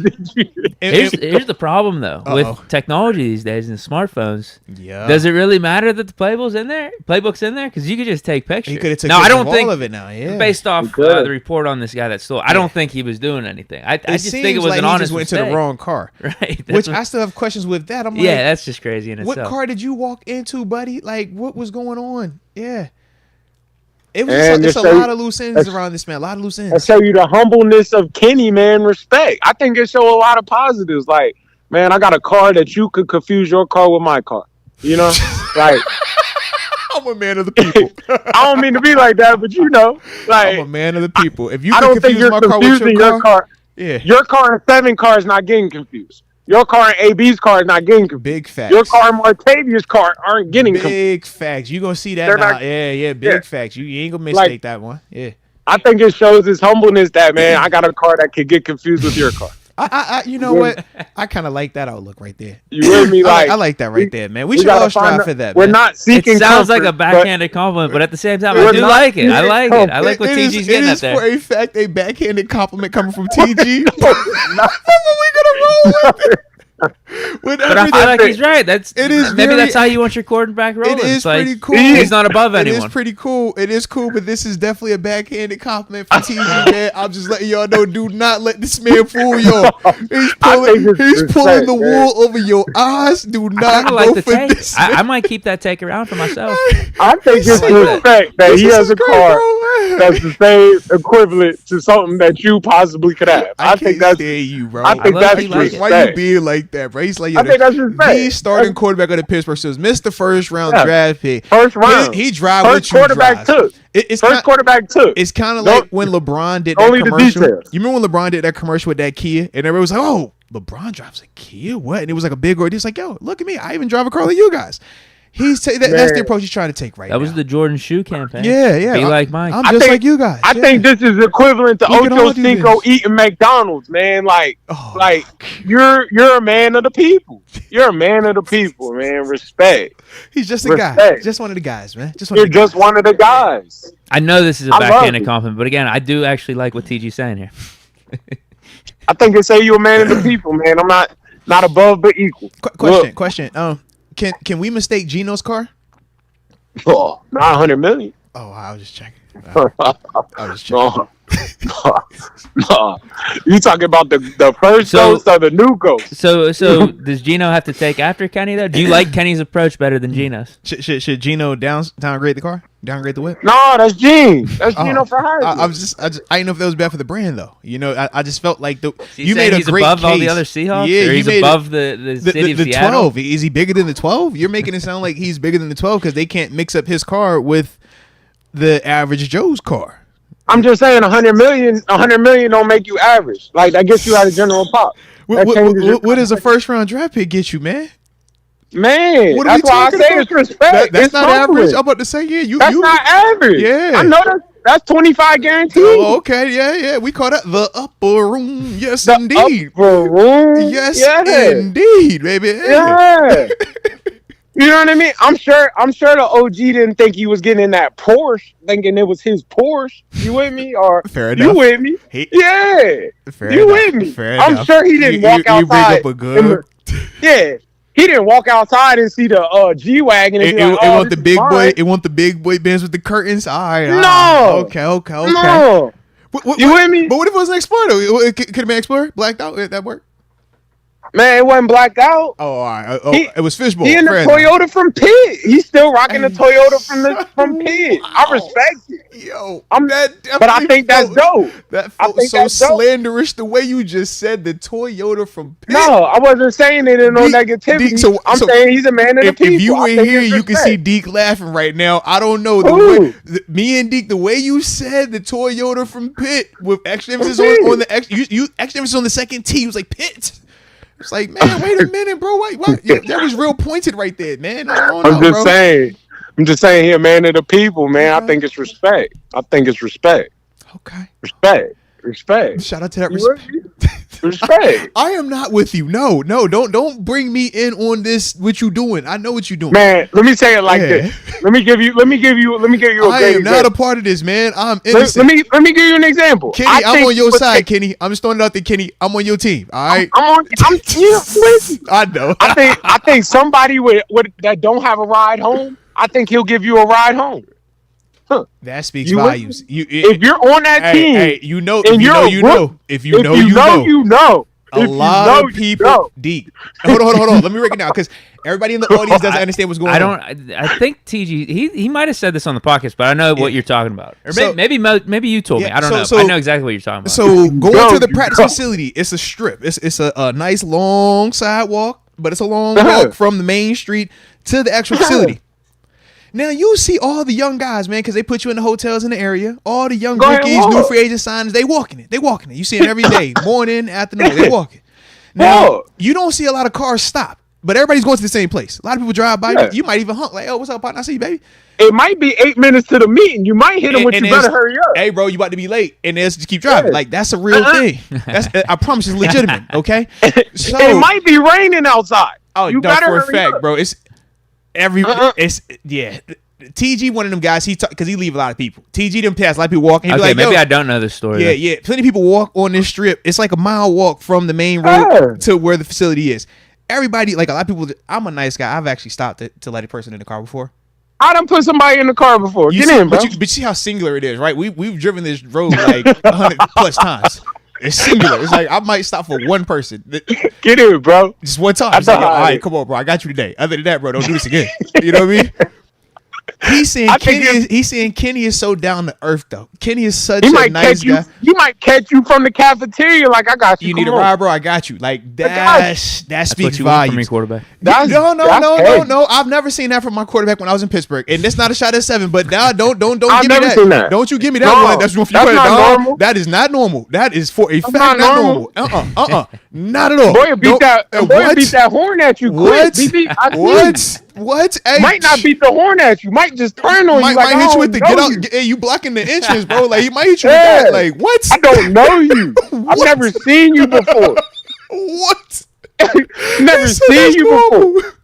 It's OTAs. I don't know you. I don't even know your number. Yeah, well, he can do what he wants. Yeah, it's a new. He can do what he wants. Oh Lord. I don't even know Kenny's your got number. A different right? He said he could do what he wants. He said he could do what he wants.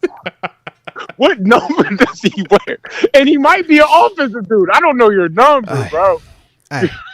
But he has earned that, so that's all good. He has earned that right. He has earned that right. But I just think that's ultimately respect. Yeah. I think he's down to earth for that. But for you to that is the ultimate compliment for TG to say that he would stop his car to get somebody a ride to and from the facility, bro. That's big time. Cause we do not see a lot of that happening, man. That even in the snow. I done seen that thing snowing outside. I done seen that thing below zero. I'm like, bro, yeah. I'm gonna drive past. You just keep on, like, he's building character right now. This is good for him. It motivate him on Sunday. He need this. This is how it goes sometimes. That's how it goes. All right. I like it though. I like it. So that's good then. In terms of the Kenny situation, we're buttoned up on that. We're good on the L Bell situation. We're buttoned up on that. Hey, to all the good people, man. I don't know if y'all don't know, but there's some camps coming up. Steeler camps coming up, man. You got get your kids out to the camps, man. Starting up in June, man. June through July. It's gonna be at a couple high schools, couple places. Yeah, get your kids out there, man. You know.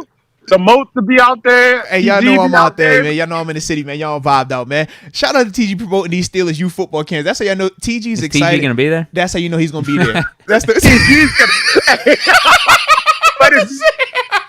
TG's gonna be there. Does he get paid commission or something? TG will be there. TG said, if I'm at these camps, we gonna bring the city. We promoting this thing. Yeah, we bringing them out. That is funny. Hopefully we get an AB dance off. Put that on. That is funny. Oh, that is funny. Yeah. So TG is definitely gonna be in attendance. All right, y'all know we pull up to these camps, man. We're gonna have fun at these camps. That is funny. TG, boy, he just started promoting for the Steelers on the show. Boy, you are out of pocket, bro. You are out of pocket. Look how far we've come. Boy said, I'm in the building now. I'm promoting it. All right.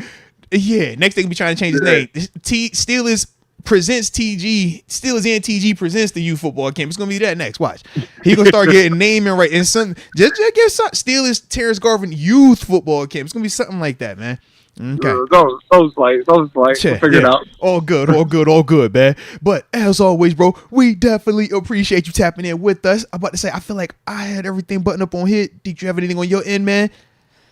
Were we gonna talk the AB stuff? Oh, did we talk that already? We did not talk that all the way. You're right. Good call. TG, we ain't done yet, man. What you doing, bro?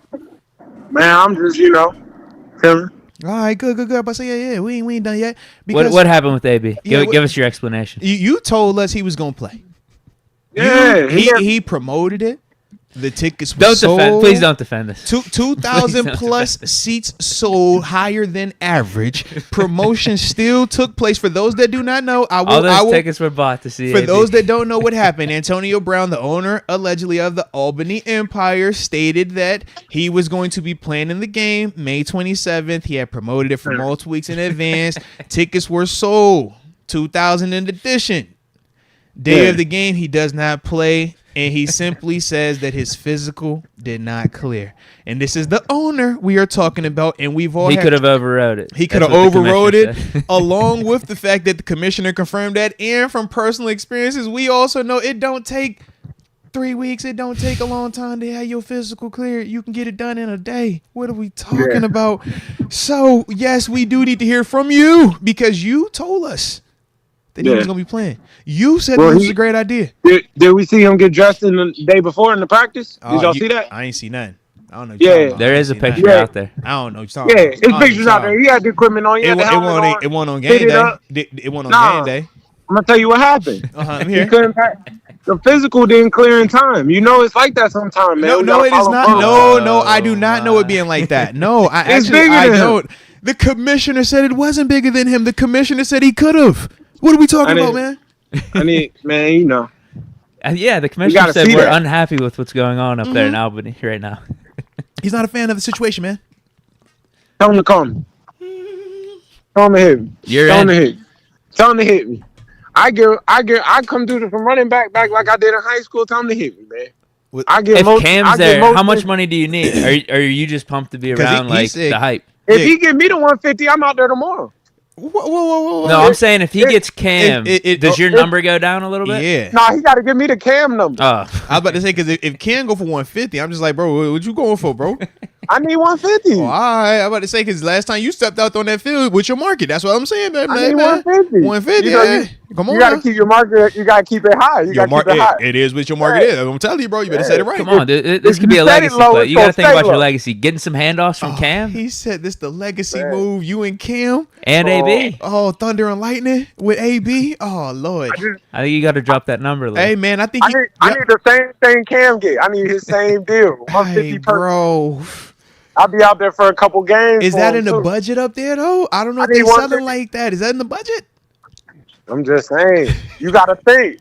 He gonna get the whole podcast. Go come out with us. We gonna do the podcast. Oh no, game. facts. If you are playing in Albany with AB as still a part of ownership, we pulling up for a show. We pulling up. That's a guaranteed. Hey, bro, big facts. That's 100% green light. We ain't even got to talk like wife. No. That's a special circumstance. Absolutely, everybody's on that one. Yeah.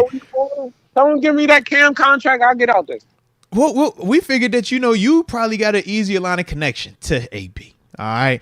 Because, I thought you were going to play for less if Cam went. Yeah, I just figured like if he got the whole crew. Get him with like the, yo, man, just put my name on the jersey, bro. I'll do it for you. Like, I thought it was that energy.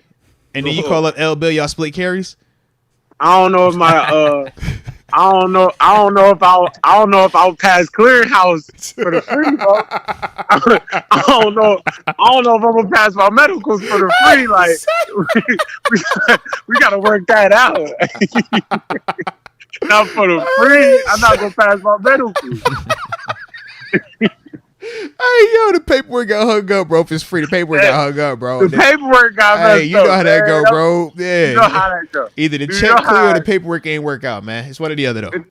When the check clear, I'm sure the medical will clear. We just got to make sure we get that stuff straight. Jeez. TG, was that your best defense, though? I think I need something better than that. I thought you were going to bring up, like, oh, he just wanted to wait till he got Cam there when it was max hype. Like he just didn't feel good about the quarterback. And it's kind of like an album rollout, right? You gotta he wanted to be like next level. He wanted the next level. My truthfulness is you gotta amp it up. So he got you in there. He got you thinking you wanted to see it. He got you wanting to see it now. It's kind of like a cliffhanger when you let somebody see what's coming on the next episode. He got you wanting to watch it now. Now we want to see it. We want to see him play. He's kind of like, you might see it. Buy a ticket. We'll let you know. Buy a ticket. But buy a ticket. Is that the best approach with his track record? Usually you tease and sneak peek and trust me and all of that when you got good credit. Unfortunately, his credit is the opposite of A1 right now. Well, and it's not like he said, I might play in this game. He said, I will. He said, I'm playing in this game. This is why you buy tickets. This is why you coming out here. Come see me. 8-4 AB. I'm going to be out there. Not... But he sold, 2,000, 4,000 more tickets? On a lie, though. He was hoodwinking the people. That's not a good thing. That's bad business practice, man. It's a quick cash grab, but from then on, his word means nothing. You can't do what AB do, because you can't do what AB do. I'm with you. But all I'm saying is he's continuing in the wrong direction. All right, let me ask you this. What's the difference between that and LeBron sitting out of a game because he's not, you know what I mean? We're talking about LeBron who's under contract, who's still going to play the majority of the games versus AB who exclusively said this and singled it out is the only game that I'm playing. LeBron does not tell you I'm playing this game and then don't play in the game. But he tells you I'm playing in every game, and if he doesn't play in that game, no, you know in advance. You know before the game starts. You know in advance. Yes, you do. No, you don't. People buy the tickets thinking they're coming to see that. You might buy the tickets, but you know in advance. You will at least know day of. You will at least know day of before that game starts. Absolutely, yes, you do. It's already been out there. That's proven. That's proven. That's proven. AB promoted this and said that he was playing. It was no game time. It was no paperwork. Right. AB was the owner. He said, I'm playing. I'm ownership. Not the coach can pull me. Not the GM can sit me down. Or this could even be a team decision. Yeah. Arrest me, whatever. Yeah, he's the guy. I hear you. Yeah, like AB is literally the owner. Get your mans, man. Trying to get the ticket sales and using himself. As promotion. Yeah. He used himself for promotion and then sabotage it all by not playing. I'm just like, yo, that's crazy. Like, it worked right here. That's crazy. He's an owner. Stuff happens. TG, are you surprised this happened? I didn't think you would. I don't think you get CAB for that. I don't think you get CAB for that. So you're saying you're not surprised? Is what you're saying? That's what it sounds like. You're not surprised? I was surprised. Okay. I don't think you get AB for the love. You gotta earn AB. You gotta earn that. Bro, I know you do that. You are funny, bro. Why are you? You gotta earn that.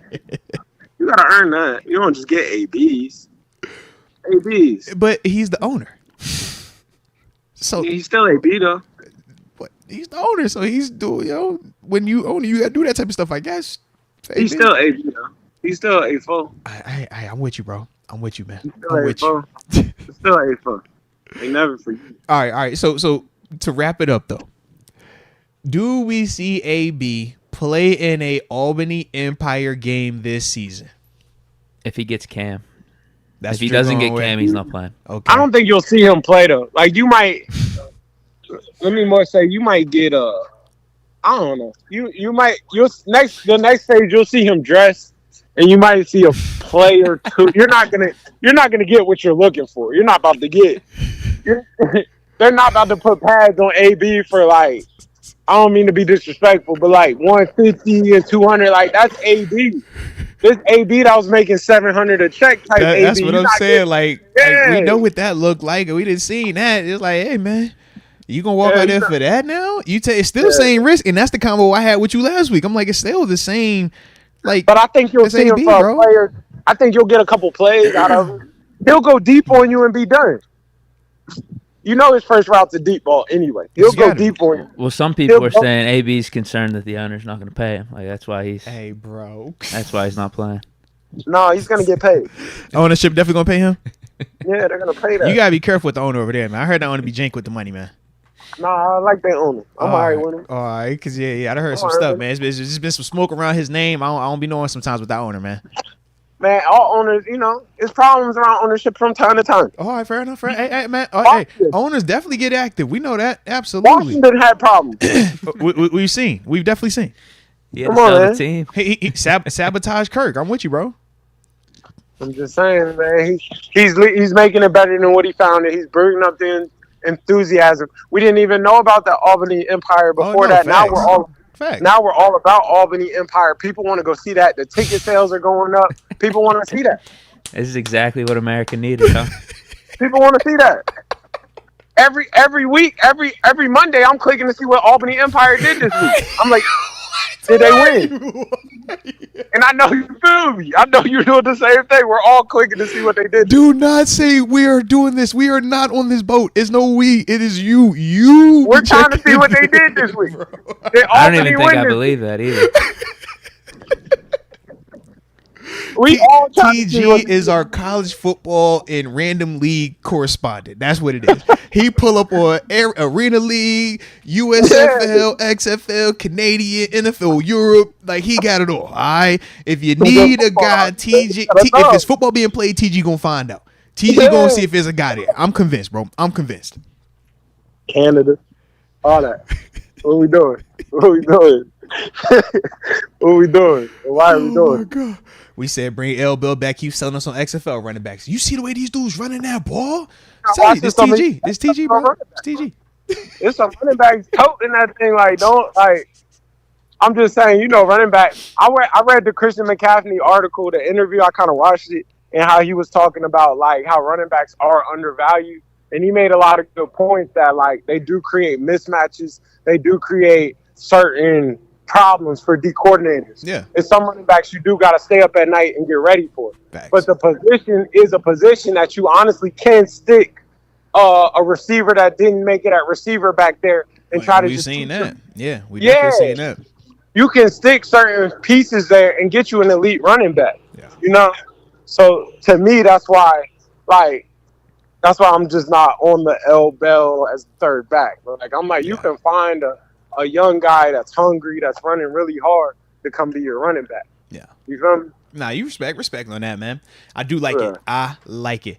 All right, but we do got to actually get ready to go because I got action tonight, man. Little man got a baseball game, all right? So my dog. Always a blast, man. We said no? See the ball, hit the ball. Hey, it's that simple, right? You got to be able to throw. Control where you're throwing that thing, but you got to be able to throw. I'm with you, baby. I'm with you. So, as always, man, definitely appreciate you, man. We'll spin the block and tap in like we always do. But until next time, baby, I'll holler at you. My dog. There it is. Peace, bro. Shout out to the homie, TG. Take some time, hop in with us. So, yeah, man, all is well. Yeah, he is crazy, bro. He really trying to sell me on this. I can't go with it. Can't do it. I like it, though. Yeah, there's no defense of what AB did, right? Can't do it. Like, there's not. Nah, like, you can't owner, do like, you literally can't do that. You're the owner, bro. I mean, I'm laughing because I think it's all funny, but at the same time, it's super janky, it's messed up. Yeah. But, like, again, I don't think anyone's surprised by it. Yeah. Super janky. But 100% with you, bro. I was not surprised when I saw the headline. I was like, it's on brand for right now where he's been at. So it was like, I get it. But yeah. That's funny though. Shout out. All right. So it's about to be 5 o'clock, man. Y'all hit that like button one time, man, if y'all have not done so just yet. And do not forget to subscribe if y'all have not done so either. And don't forget, man, the 41K giveaway will be happening next Thursday on the live right here, man. So make sure y'all tapped in with that. That video is up, man. So check that out for all of the deets with that. So yeah, man. Let's do it, bro. Yeah, and then after that, man, time to root on for some playoff baseball tonight, man. Yeah. Sean McCartney has gifted a Moats membership to Young Shad 101. Shout out to Sean McCartney and Young Shad 101. Welcome to the Upper Room. Yes, indeed. Yes, indeed. And shout out to the Upper Room members too, man. Because y'all actually got a chance to see the Marcus Golden video that just got released to the public today. Y'all actually had that for, I think, 4 days beforehand, man. That early access. So, yeah, man, that is some of the perks of being a part of the Upper Room, man. You do get early access on certain videos that we drop. So, just a little heads up with that. But salute you, though, man.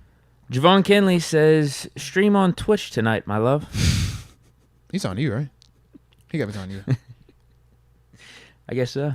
I guess he wants. You're his love now, man. I guess he wants to watch me play some Madden. Give him some. You know what I'm saying? Yeah. Actually, I can't hop on Twitch tonight. How date? Busy. No. Oh. I wish, but no. Don't say you Got some wish. drums. Don't say you wish. The way you know how to chat be, they'll find you a date now. I seen them in here talking about dates and divorces and all that other stuff and girlfriends. So yeah, man.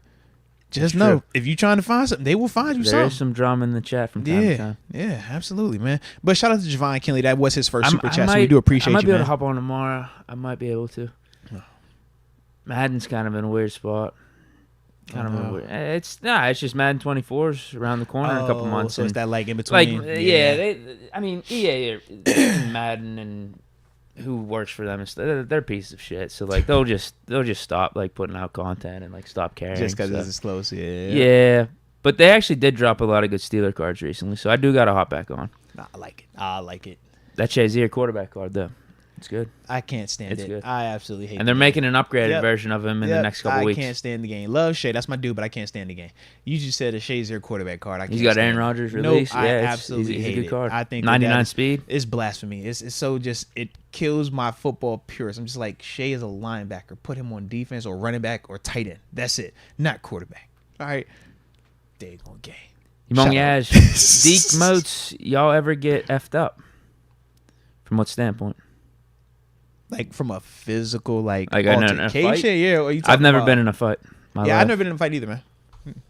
But in terms of drinking alcohol and getting messed up that way, yeah, I think we've been there. I think it's a strong possibility I might fall in that category of messed up. I think you guys witnessed that at Steeler games, actually.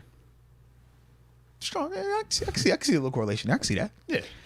Sean McCartney gifted 5 Arthur Moats memberships. Shout out to Sean McCartney being a rock star. 48, Alex Papamichael, Tristan Strother, Dylan Elder, and Brant Schroen. Man, welcome to the Upper Room. Yes, indeed. Yes, indeed. But Sean McCartney, man, from the heart, man. Definitely appreciate you, man. Absolutely. Yuang Yash, TG got the smoke today. I love it. LOL. Man, yeah, he was on one today, bro. My man was like, I'm in the locker room. No, I'm in the weight room. Went from the weight room to the tunnel. This is after he didn't answer and then text me while I'm calling him to say okay that he's about to answer. It's craziness. It's crazy. Yeah. That's TG though, bro. Mike Hood, how do NFL guys carrying a playbook not have a safe like in the hotel rooms bolted in the trunk? For me personally, man, seeing or just hearing the story of him having the playbook in the car, him leaving the car like that, kind of careless from my perspective. It was just a big deal. We looked at that playbook like that's your ID. You lose that playbook, they fining you big time. But we also know strategy wise, if you were to lose that playbook, what it means. I mean, shoot, I think it was my rookie year. It was like a $10,000 fine if you lost your playbook, and that was even if they found it. You still 10 G's. I can only imagine where they've probably bumped that number up to now. I'm like, for a book, like, what are we talking about, bro? This is craziness. But for me, man, yeah, I always had it in my backpack, and I always had my backpack on. So you're gonna have to take me up off of this thing to come get this playbook. That's how I looked at it. And then, well, in Buffalo, you know, he's a little ahead of the game. It was all digital, iPads and stuff was just more convenient. Yeah, but I like the playbooks here though. They're a little heavy though. Yeah. Please tell me you saw some of the comments about the playbook being. Oh, you know I did, man. You know I did. How it wasn't very. The criminal thinks the playbook's worthless. He doesn't even care about it. They were like, "Oh, this is all of it? These all the plays right here? It's a jet sweep. Okay, got the jet sweep. What we got here? It's fullback dive. Okay. All right, what's this right here? Yeah, like, Never disappoint. Yeah. Never disappoint. Those were great. But no, man, you definitely got to take care of that playbook, though, man. Like I said, it's critical. It's critical to your team's success. So absolutely, man. But I'm sure Kenny will learn from this experience, and hopefully it never happens again for him. Not the car getting stole part, but at least leaving the playbook in the car while it's getting stole. Yeah.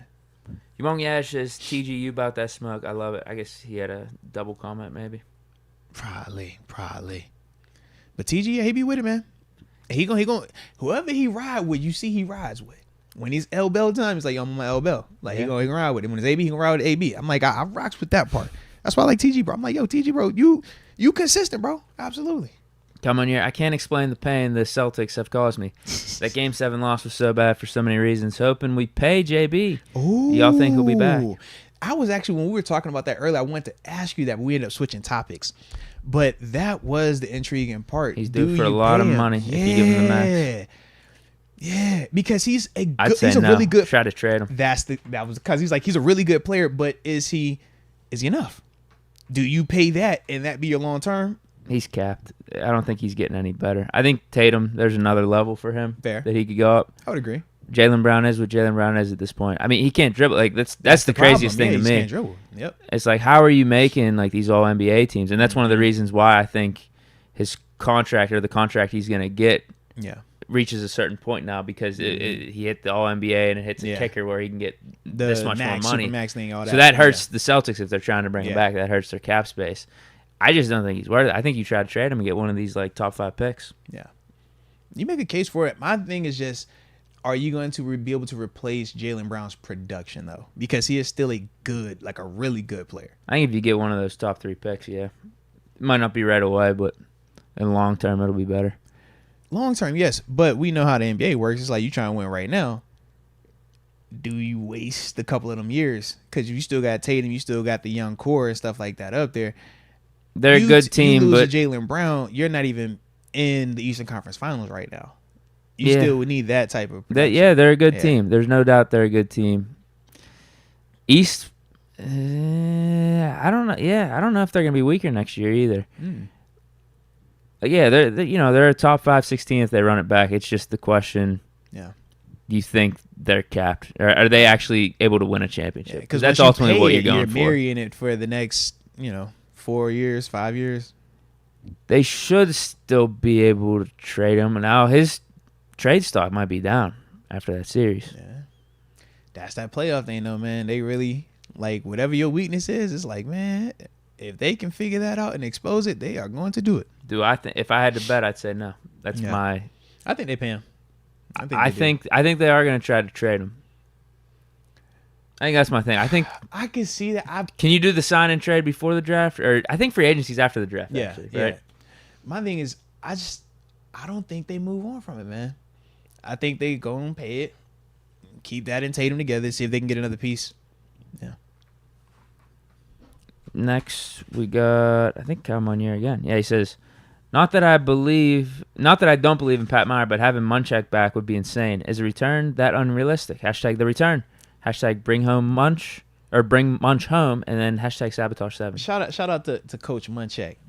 Ever since Ice Spice called a person a munch, I'd be scared to just be like, yo, shout out to Munch. Yeah. But if I remember correctly, wasn't he just talking about wanting to come back or speaking highly on Coach? I thought it was just getting back to coaching. He said he'd be open for. I just think the timing is off. If we weren't already, in the heart of Pat building up his second go around, I think it's a different convo.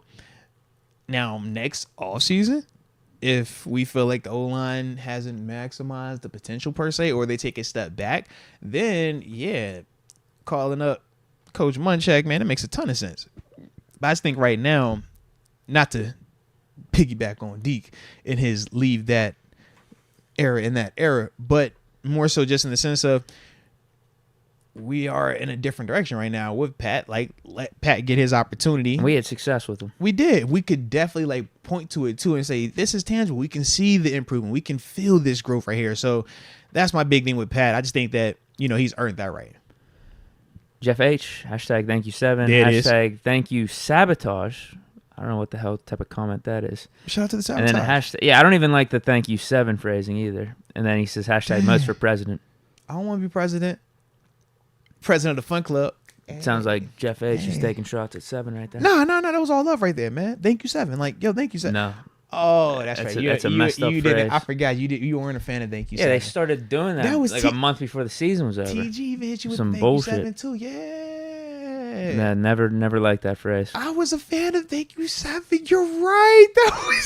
It's been a while since we talked thank you 7. I forgot all about that. Nope. Thank you 7. Yeah. No, I don't like that. But it was like a big thank you to him. Remember the Post Gazette even put it up there. Thank you 7. No, backhanded compliments. Oh man, we was thankful for everything he had done. No. That is funny. Yeah, running you were him out not of town a fan of that. Running him out of town is what that phrasing Yeah, meant. you were not a fan of that one. I do remember that now, Some man. BS. Let's go. Pony accusing JP Sr. of being a helicopter parent. Why does anyone listen to him? I thought we already talked about that. Didn't someone bring that up a couple weeks ago? I don't remember. Maybe. But yeah, man, Pony's approach is different. No different than a Skip Bayless. No different than a Jim Rome, right? During their time when they came out, sometimes you go let me just hot take. Let me say outlandish, or let me just say stuff that kind of goes against the norm. And it does get you engagement. It does get you interaction. Is it always valid? It's a different convo, but that's just a different lane. Whereas y'all know on our side over here, we don't really do as much of that stuff. So just a different lane. But if Peasy Jr. or Peasy Sr., which, shout out to my dog, if he were a helicopter parent, I don't see that as a negative. No way. Because you're not going to tell me it's a negative with you being involved in your child's life. Especially in one of the most trying, chaotic, stressful times ever when you're talking about going from college to the professional level. So I don't have an issue with that at all if that were the case. Personally, I know it's not the case, but if it were the case, still don't say it's a negative, man. Like I said, it's not going to be a lot of negative for me when I see people like parents in their kids' life and just supporting them, man, and showing them that they are a priority. Because to me, that's really what he's doing.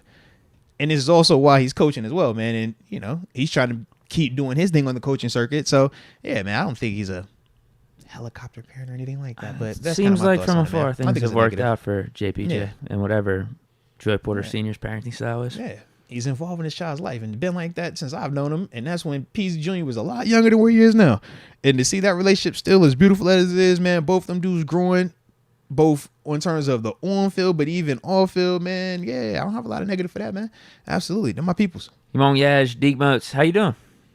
Good. Shoot, man, I'm excited, man, because I'm about to get ready to watch my little man play his playoff baseball game tonight, man. So I'm super duper excited. I hope my little man does well. Hope they win. All right, but I'm excited. So I'm doing well, man. All's Not well in over here. helicopter parent style though. I don't trip. I be a helicopter. I be a submarine. It's whatever. I'm involved. Yeah. Call me what you want to call me. All right. Wait, that's a good thing though. Isn't helicopter parent? It's meant as a negative. It's meant as a negative, Like- but I always like look at it as a you're positive. way too involved or like over involved. Why are you so involved? But it's a matter of personal perception. You're controlling. Is that kind of what's meant by it? I'm assuming that's the angle that people try to put with it. You're just too involved. But my question to you is always: would you rather be too involved or not involved enough? Great question to ask. Yeah. So, like I said, it's been working extremely well for both of those parties. I know over in our residence has been working well as well. So I'm gonna keep doing what I do. You know what I'm saying? And we ain't gonna trip one way or the other. But it's all love anyway. So we ain't tripping. That's it. I like it, man. 5:14, great time. Bro, perfect timing, man. So shout out to each and every one of y'all that was with us today, man. It was a vibe like it always is, man. All right, so we're going to get up out of here, but we will be back tomorrow, man. You don't want to miss that show. Will be a lot of fun as well. Hit that like button, and y'all stay safe. But either way, until next time, baby. Peace.